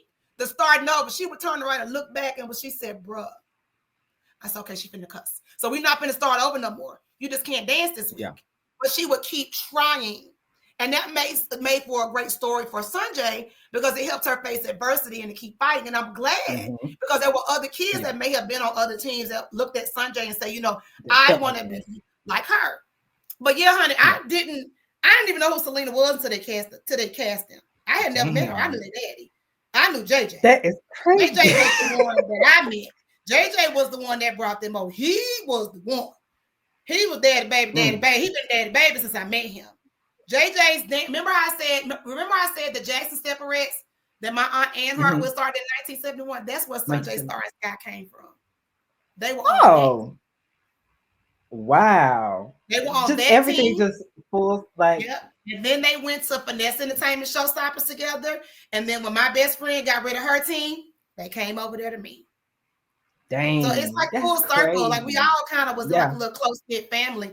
But yeah, I hadn't met Selena, you know, until they did the interviews for the show. You know, I always saw Dad. But you know, sometimes it depends on everybody's family dynamic is different. You know what I mean? But I always saw JJ. So I didn't have anything to do with the cast. I didn't pick the cast. I didn't care who was cast. I knew Kayla was going to be it probably because she's the captain. You got to follow the captain. Right. But everybody else, they had to have an entertaining mama and an entertaining child. That's how they did. Yeah. So was it hard having all of those cameras on you, having the cameras in the girl's face? Like, how hard was it adjusting? It wasn't hard at all. I forgot the ass was up in there. I forgot the ass was up in there half the time, child. That's why you got the real me. I was going crazy and losing my shit because I forgot the ass was up in there, honey. Forgot. It wasn't hard for me. They was in the way. I'm like, I can't see. I need you to move over. Yeah. You know what I mean? Some of it got annoying because we had to repeat stuff. And I'm like, what? Like, you want me to say that again the same way? Now I'm annoyed because I don't want to say it again. It's not going to be authentic, you know? Right. So the only part about it was the interviews. Like when I was in my confessionals, it would be me. Okay, what they got hip. Okay. They stopped because we would be behind episodes. I would be interviewing for an episode that happened 2 weeks ago, but I would get in the chair and start talking about what happened the day before because I was still pissed about whatever happened the day before. So they started letting me get in my interview, and they would turn the camera on, and I would sit in the chair and I would just talk for like an hour. I was talking hella shit about everything, but that's how you got the best interviews out of me. I had me some Rice Krispie treats. And 2 Rice Krispie treats, they were little minis and red blue. And it was on. You got sugar on top of sugar. I was talking hella shit. And don't let it be something that just happened like real good the night before. Baby, you was gonna get a whole full blown, and I'd be like, okay, I'm done. And they would just be like, damn. Right. And then okay, go back to this question. I said, now it's gonna be boring. So it would always be that me just kind of doing my own thing in interviews. I didn't like how some of the stuff they would say, well, can you say this is amazing? I said, I don't talk like that. Like it would be certain stuff that I didn't want to say because I was like, nah, because you're going to try to subtitle me. I ain't say that. Yeah. That ain't it. Even I speaking of subtitle. Here's some tea for you. So on the last episode of Bring It, where I would say it was the episode where Christiana left and she was supposed to have been leading.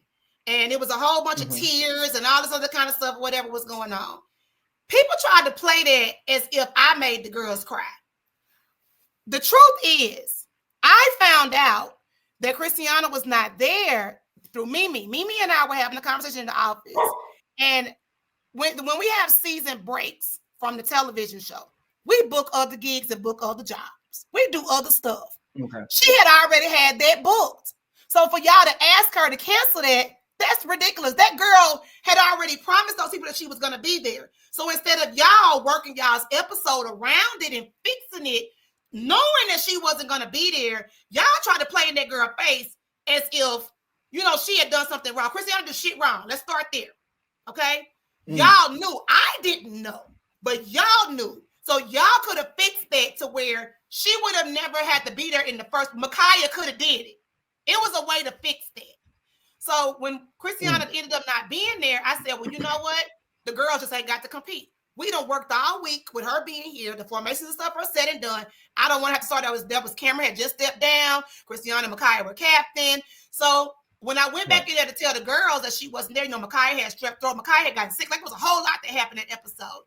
And I told the girls what was going on. Canary was upset because it was stressful. One, Cameron stepped down as captain because she was getting ready to graduate. Micaiah and Christiana was taking over. Cameron didn't step. She wasn't in the lead role. Cameron had enough. She had already been doing a lot already. It was somebody else's turn. She's right. So Canary was upset and frustrated. And it wasn't about being angry. And I told Marquel, I said, if they drop a tear, I'm going to be pissed. Because I told you how I feel about these kids. Canary was so emotional. She was upset. She was upset. So I got upset. I walked out and I went in my office and closed the door. They tried to follow. I locked the door. That's why they were outside. And they were subtitling the bottom. And it said, if you go back and watch it, it says, you've broken what I built. That's not what the fuck I said. What I said was, they have broken what I built. I was talking about production. Because y'all brought y'all asses up in here and y'all knew all along that she had this booking. Y'all could have fixed that episode differently to where that baby didn't have to be there because we could have done it without her being there. You played in her face. You played in the girl's face. You played in my face. And I said, I'm done. That was when I made the decision to say, oh, I'm out. I can't take this shit no more. Why you twisting my words? That's right. I said, they have broken what I built. I was talking about production. Because I built the team on sisterhood, on family, on camaraderie, on dance. We love each other. We was always together. We talked to each other. There was no beef. You created a situation that didn't even have to exist. And I hated that. And I talk about it on my live a lot. Because when it gets brought up, somebody may ask me about it or whatever. But Christiana should not have been blamed for that. Cameron should not have been blamed for that. I should not have been blamed for that. We didn't do anything wrong. So I'm like, we're all just kind of sitting there like, what? What's happening? But y'all knew all along. So y'all played in everybody's face. The power of editing. Right. And y'all wanted us to just jump. Oh, I was done. And Marquel knew I was done. Patrick was in the office. Everybody knew I was done. I was done. I said, I'm not playing this game. It had gotten to the point to where I was already feeling mommy guilt. My baby was looking for me. It was stupid ass arguments with the parents. I got the girls upset. I said, yeah, we're done. I'm done. It was just too much for me personally. So, but anyway, if I had to come up with a con for Bring It, that would be the one. That's crazy. Like I said, the power of editing, you just never know what they'll do with your just. Oh, they subscribe the shit out of me. A lot. That's crazy. It's crazy. So after, Bring It aired, what was the hardest life change that you had to make? being out there in front of everybody and allowing somebody to speak on me when I don't like for nobody to speak as if they know me when nobody know me. Y'all behind a computer keyboard. Right. And don't none of y'all know me. Speaking on what you think, speaking on my past, speaking on my family, speaking on my girls, judging them, calling them names. It was hard for me not to punch somebody because I don't know who doing it. It was the blogs, it was the fans, it was the supporters, it was everybody coming from every direction. When it aired, it was, oh, they some strippers. Oh, I don't like this show. Oh, it's ghetto and ratchet. It was just too much. And I didn't like the way it made me feel. And I didn't like the way it made the girls feel. But the show the show didn't even believe in us when we first started. They only paid for and ordered 8 episodes of Bring It when Bring It first started. So by episode 2, episode 1, we had 500,000 viewers. Episode 2, we was over 1 million already. We were like lightning in a bottle. So they were hurrying up trying to order more episodes when you only paid for 8 because you didn't believe in us. Exactly. So it took them to understand even though we may be whatever the fans are saying, we're representing a specific culture of people that want to see these Black girls succeed and win on this here network. So it took a lot for us to all suck it up with the girls. They whole life is in front of people walking up to you in the grocery store, people walking up to you at the gas station. But it became one of those things where our city of Jackson embraced us. We love the city of Jackson. They embraced us.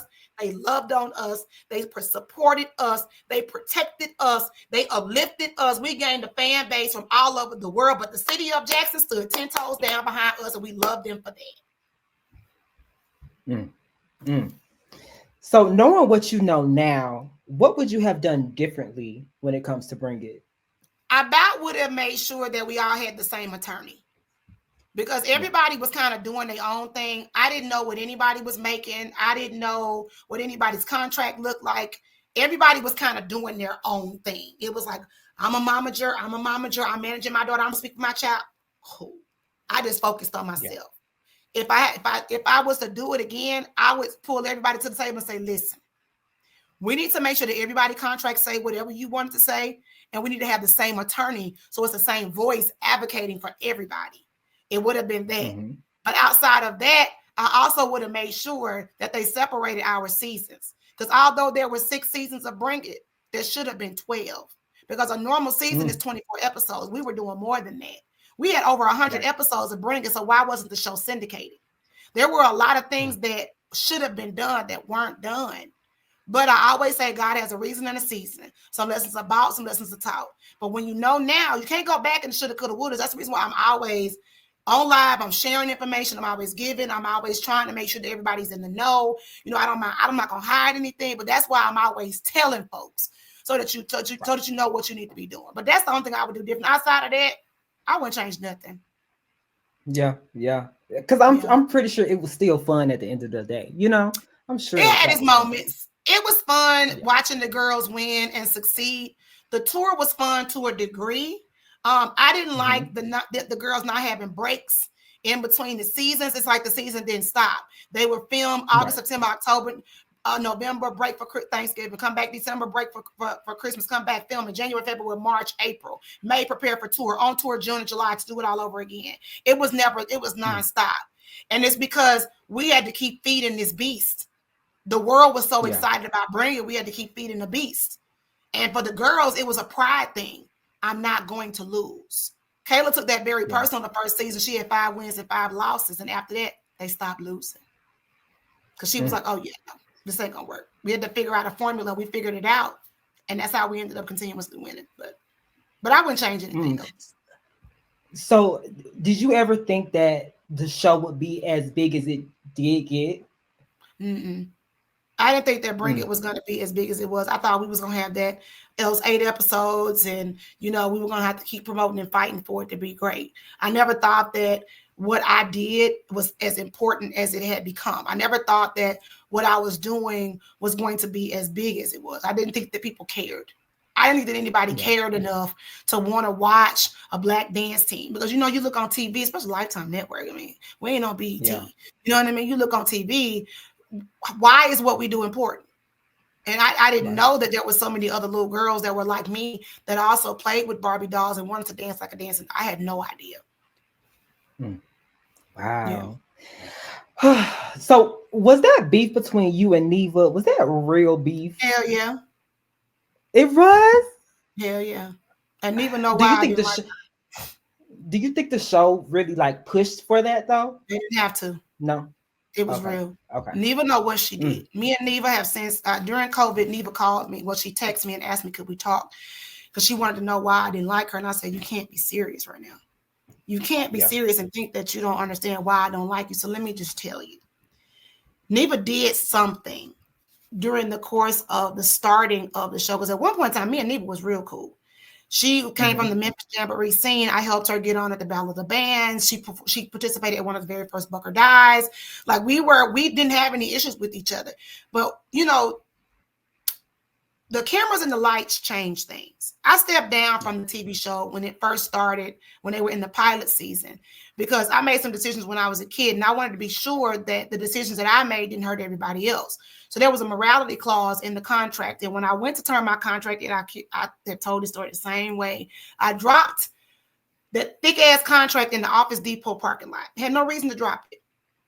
And the wind wasn't even blowing. But one piece of paper floated and landed face up, and it was the morality clause. So I told the network about it, what was going on. And they said, well, we're going to take a pause on the show. I said, well, how about this? Don't let the show die with me.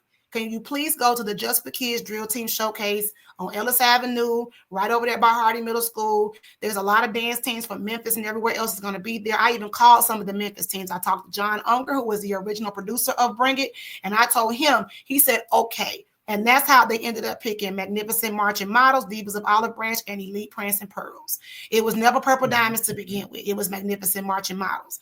Magnificent Marching Models stepped down because they didn't want to do it anymore. I'll let her, whenever she decides to speak on her reason. And that's how Purple Diamonds came into it. They decided to shoot a pilot with those three at Westside Community Center. I went to support it. There were a lot of shots being thrown at me, a lot of jabs being thrown at me during the show. Okay. I found out later that Neva made some comments to production about me. And the comments were made in a way that were trying to keep me from being a part of the show. Well, you know, she did this, you know, she has done this, you know, she got blah, blah, blah, blah, blah. They already knew that because I had already told them. So it was kind of like you was trying to backdoor the situation when they already knew what was going on. So when I found out about it, she talked to another colleague of mine. She was talking about me to another colleague of mine who checked her and came back and told me what she said. So that's when I said, oh, yeah, this shit is fucking personal. Neva didn't realize that I had been bullied all through high school and middle school. And if you think as a grown-ass individual, I'm 30. I'm not going to sit here and let you keep doing this. So every time I saw her, it was personal for me to dig off in her ass. Every time I saw her, I made sure that I got my lick back. Every time I saw her. And I told her, because you had so much to say about me, I'm going to drag your ass for filth. So every time I saw her, it was very personal. That's the reason why when we did the reunion show, when Tyrus had to hold me back, folks, I'm dying and sitting over here with her legs wide up. I said, yeah, because I had turned to a hoe at this point. I'm ready to jump up out this. Because see, now you playing in my face.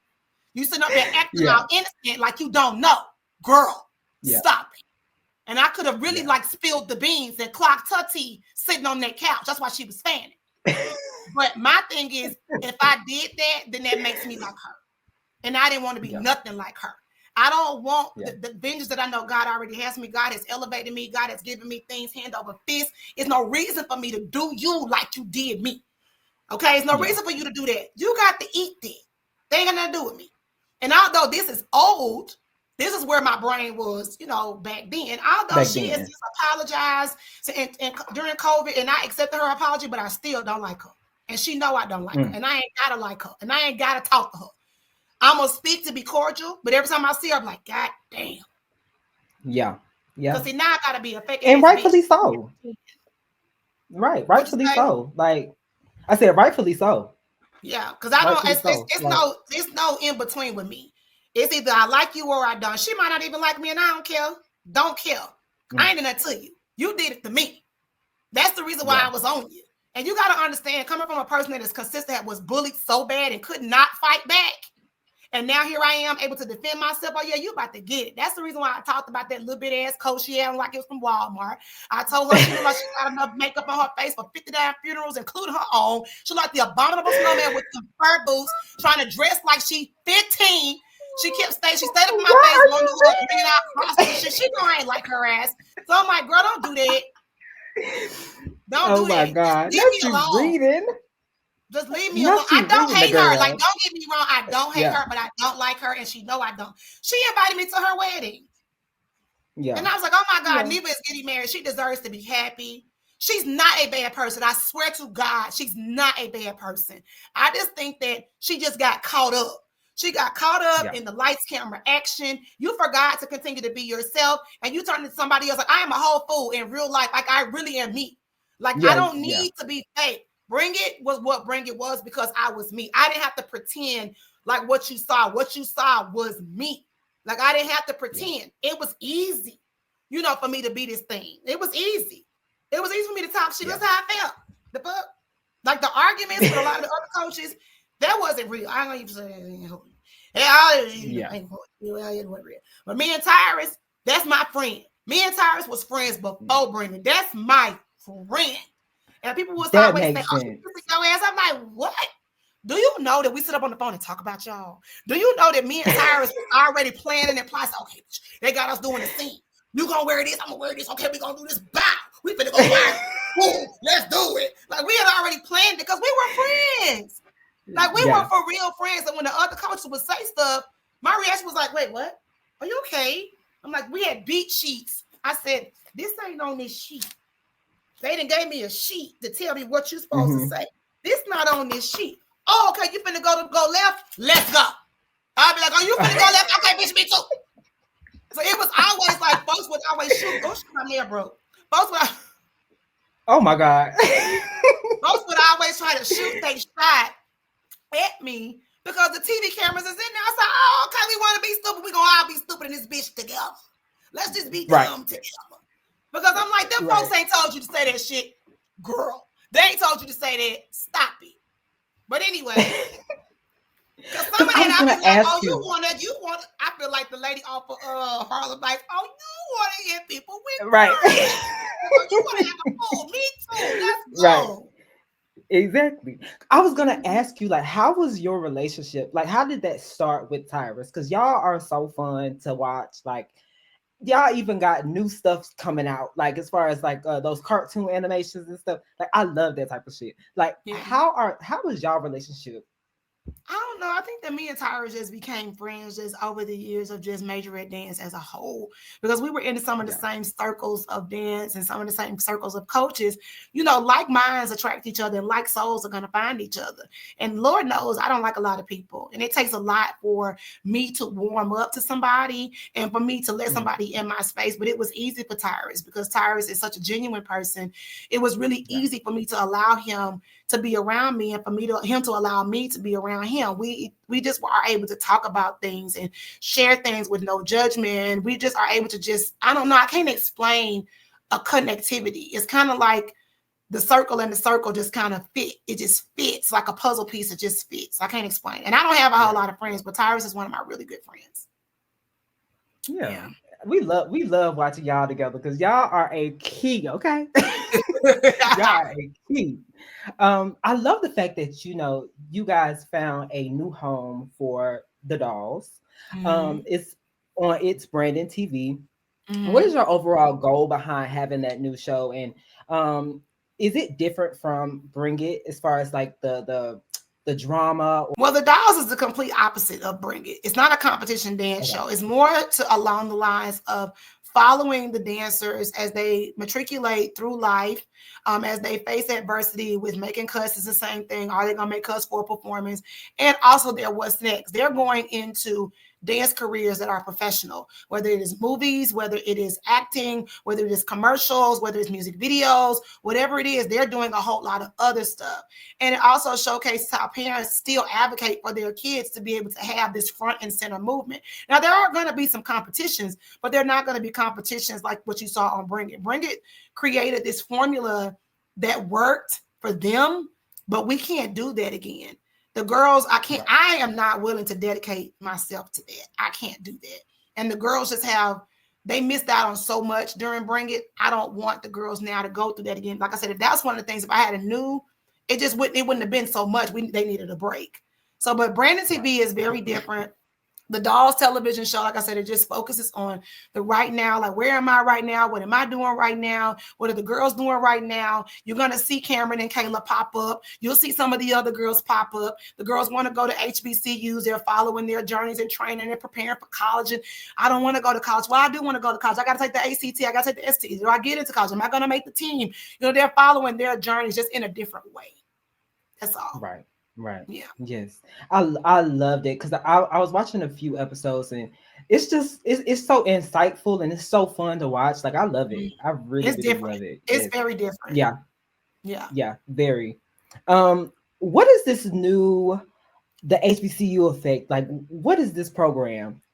So the HBCU Effect is where I bring in alumni dancing dolls that were on our previous organizations or are currently on HBCU organizations to come back and teach a workshop where the dancers who are interested in becoming a part of these organizations can learn the styles of dance. So the one that we have coming up in January, where it's Texas Southern, Imani Maxwell is representing Texas Southern, Alabama A&M, Sage Gillespie is representing them, Alea Bell, of course, Prince and Jay Setz at Jackson State University, Cameron Harris is representing Southern University, and Princess Kelly, who is representing the Sensational Stickets. These girls are all alumni of mine. They don't all have to be alumni, but I was very, very selective with the universities. And I wanted to be sure that everybody just has a chance to learn the style from someone that you recognize that's actually doing it. Plus, they're my babies. So, you know. Yes. Because one thing about Miss Diana, she going to keep a job. I'm going to keep a job and I'm going to keep a coin rolling. Okay, right. Keep that job rolling. Okay. What are your thoughts on squad buddies, and do you think that it's a good place or a bad place for HBCU dance? And what do you feel like needs to change?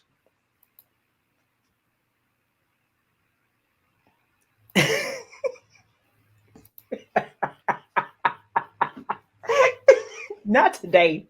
Not.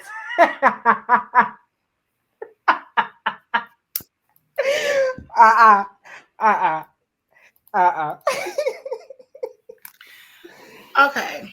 My honest opinion about squad buddies. I think that squad buddies is a gift and a curse. I think that sometimes people do too much and you forget that when you have a platform and you're standing on a platform, your words hold weight. I understand wanting to have an opinion and wanting to speak your mind, but put the shoe on your foot and wear it for a weekend to understand what these women go through when they are being judged on their hair, their eyebrows, their eyelashes, their bodies, their thighs, their face, the way they dance, the way they walk, talk, act, whatever.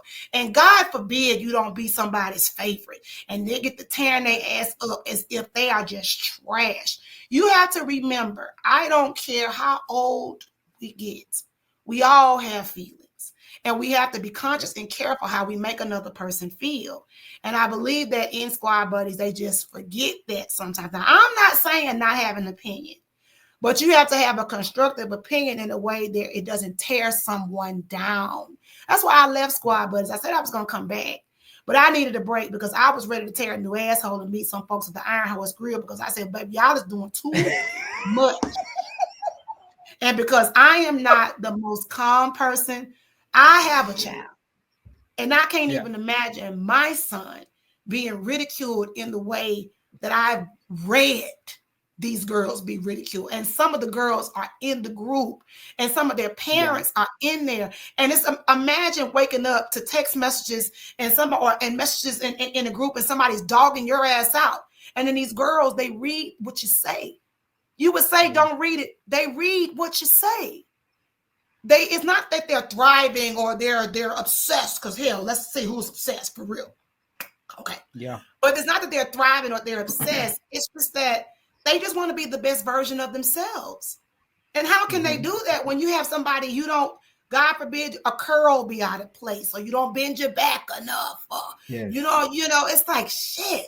I'm already fighting with the imperfections of myself. Now I got this whole group of grown men that are speaking on me in this way. And it's like, what? I can't win. It's like, I'm damned if I do, and I'm damned if I don't. It's like, I got to be perfect when nobody in this world is perfect. Yeah. Oh, yeah, I agree. I was gonna say grown men and women, but go ahead. You get what I'm saying, though. I get it. Be grown men, women, cat, dog, or whatever.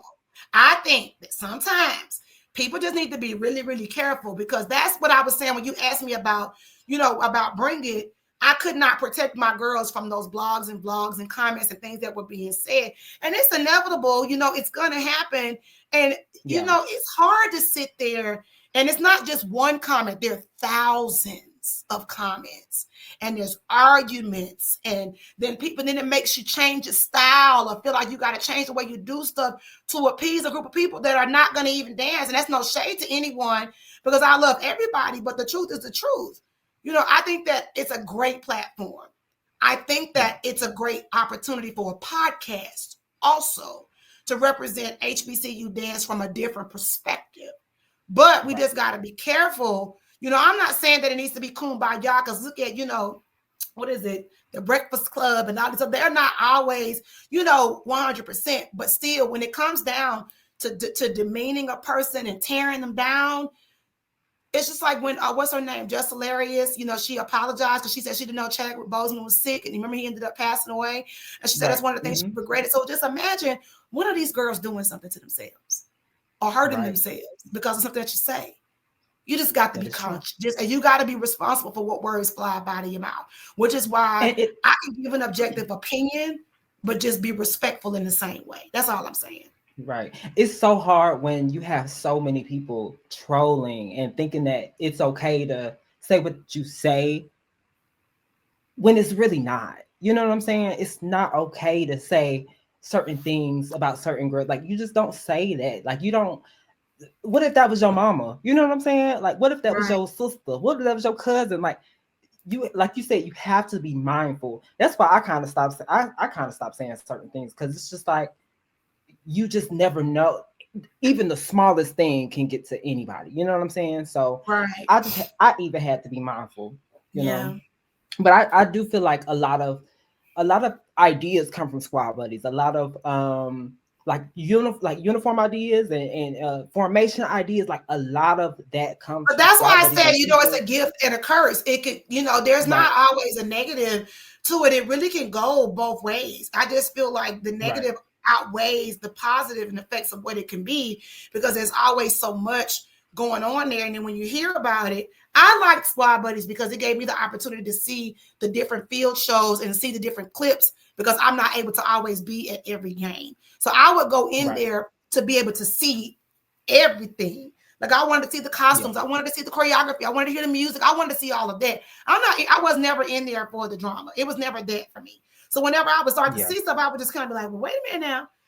I don't agree with that. So that's when I would start to voice my opinion. And it would be like, oh, the queen is blah, blah, blah. I don't need to be nobody's queen, or whatever. I'm still me. You know what I mean? But I would only speak if I really felt like. And then, of course, I would troll a little bit. So I'm going to kick y'all ass out this group. Whoever say something about to get put out.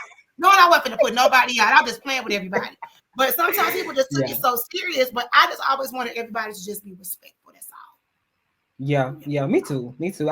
I miss how fun it used to be. It used to be super fun. Like, everybody used to just come in there, just have fun, and people just suck the fun out of it. Like, I think that there's a way, to get it back. There's a time when it's going to do what it needs to do, but I think that you can't control grown people. We're all grown, but I just don't want us to get to a situation where it's just so bad to where there's no coming back from it. That's the part that scares me. Right. So, but aside from that, I agree. Child. Yeah, I agree. So, if you could be a sponsor for any collegiate team, what team would you consider? Oh, child. Because I ain't asked that question, I would be a sensational, golden, prancing, ocean diva. We need what? I can't Okay, answer that. so you said one of them. Okay. I would be all, I'd be one of Yeah. them. Yeah. Mm-hmm. Yeah. Okay. Okay. I'll take it this time. I'll take it this time. I'll take it this time. What is the Majorette University, and what are your plans for it? Majorette University is an online coaching program that gives coaches insight as to how to build their Majorette team, turn it into a business, how to turn it into a profitable business. Also, the ins and outs of how to trademark, costume, running events. Like, it's the whole Majorette in a nutshell. It's like going to college to build a Majorette team, basically. Right. Right. Yeah. Right. But it's Okay. going All to, right. Yes, I have ma'am. a lot of things that I'm doing with it, but I don't want to say it out loud because it's coming in 25, but I'm gonna take my time. All right. Take your time. We here. Mhm. We gonna support regardless. We gonna support. If you could create an all-star team, well, an all-star stand battle team, who would be on your all-star team? How many do I get? 10. I'm gonna say Cameron, Kayla, Okay. Princess, Deja. I'm gonna say Faith, Kenjanae, Tanisha Micaiah. Okay. I love it. Sanjay. Yeah. I love it.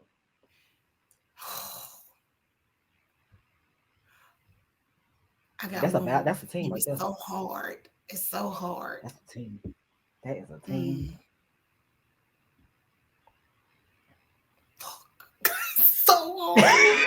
We thinking battle. I'm thinking aggression. I'm thinking ready to punch you in your shit. Dancer. And this last one, they gotta hit. They gotta hit. They gotta hit. Oh my God. Honestly, I would probably say Imani. Imani got a rest and be face in a terrible way. It just rests. But she's so technically sound, and when she needs to battle, she gives battle girls. I would add Imani as my last one. Period. Yes, ma'am. I can't because I was like, I would add Christiana, but Christiana is just like Christiana is like she's shit. I need 15. Right. That girl. Christiana to the bunch. Shit. Okay. That girl. Madison. Like, oh my God. You let me tell you something. You got a team, okay? You have a team full of girls that are just capable of doing anything. And I love that. Period. Yeah. Thank you. Period. So what's next for Diana? Child life. Me continuing to mind my business, me raising my son, helping my son get to the next level of football, which is he looking at me now because I got to go help him pack for tomorrow.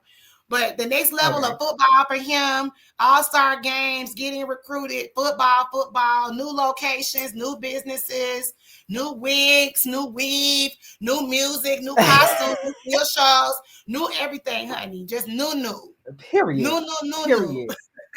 All the new shit, period. Yes, okay. Yes. Well, I want to thank you so much. I did not think this was going to be too I want to thank you so much. Like, this was so insightful. This was so, like, I'm gracious. Like, thank you so much for coming on this platform and just chopping it up with me. You know what I'm saying? Of course, you're welcome. I had promised you I was going to do it a while ago, and I just could not sit still long enough because I was so busy earlier in the year, and I just couldn't sit still. But I have a couple of weeks off. I said, you know what, let me reach out to Morgan and tell him, I'm ready. I can do it now. I don't have anything to do. Let's get it done. And I think a lot of people are going to be surprised, especially, because of the interview, they're gonna be looking for some tea, but you got some tea. But to be more insightful as to who I am and what it is that I do, and even after the interview is over, folks are still not gonna know, and they're still not gonna understand because I only gave you enough. I didn't tell you all. So much info. It's a lot, Yeah. it's a lot, but I do hope that people walk away understanding more, about editing and filming a television show, and understanding that the Dancing Dolls is built on sisterhood and family. The team is not meant to be dramatic. The team is not a drama-filled organization. The team is not Bring It.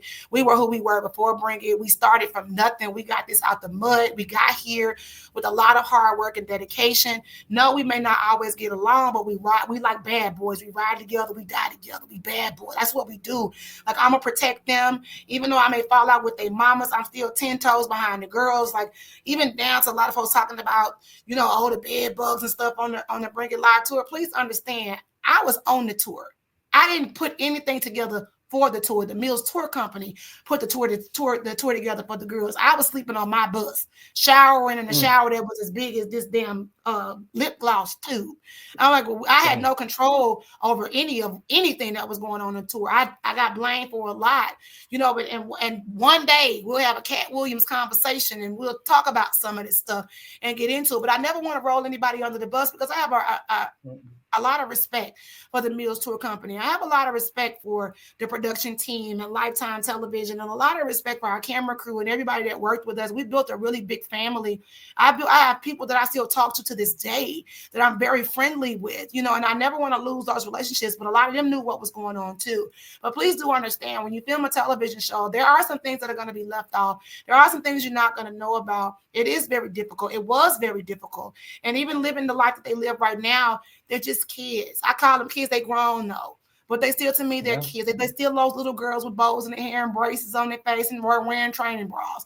To me, they're going to always be those little girls that I want to try to protect and love on and care for. And at the end of the day, as we move forward and proceed in life, just remember that what you say matters, and what you say could change the trajectory of somebody's life. And just be very careful. If you are a dance coach, invest in your team, invest time in yourself. Say no if you need to say no, and make sure that you take some time to give yourself what you need to recuperate. I didn't do that, and I almost had a stroke behind it. Please know and understand that things about Diana you don't know, and I don't share because it ain't none of your business. It's not that I'm trying to hide anything, but I don't need you in my business because we ain't friends. Please do know and understand, I don't like the hug and I hate taking pictures. It ain't about me not liking you. It's just me. I've had pictures taken of me and people posting memes and making fun of me. So it's a triggering PTSD kind of thing. Hugging is an exchange of energy. I don't hug people that I don't know like that. And if I hug you, just know that you are special to me, because I don't do that to everybody. So when you learn about a person and you understand a person, you'll know why they are like they are, why they do what they do. And if you don't care, then you just don't care, and that's cool too.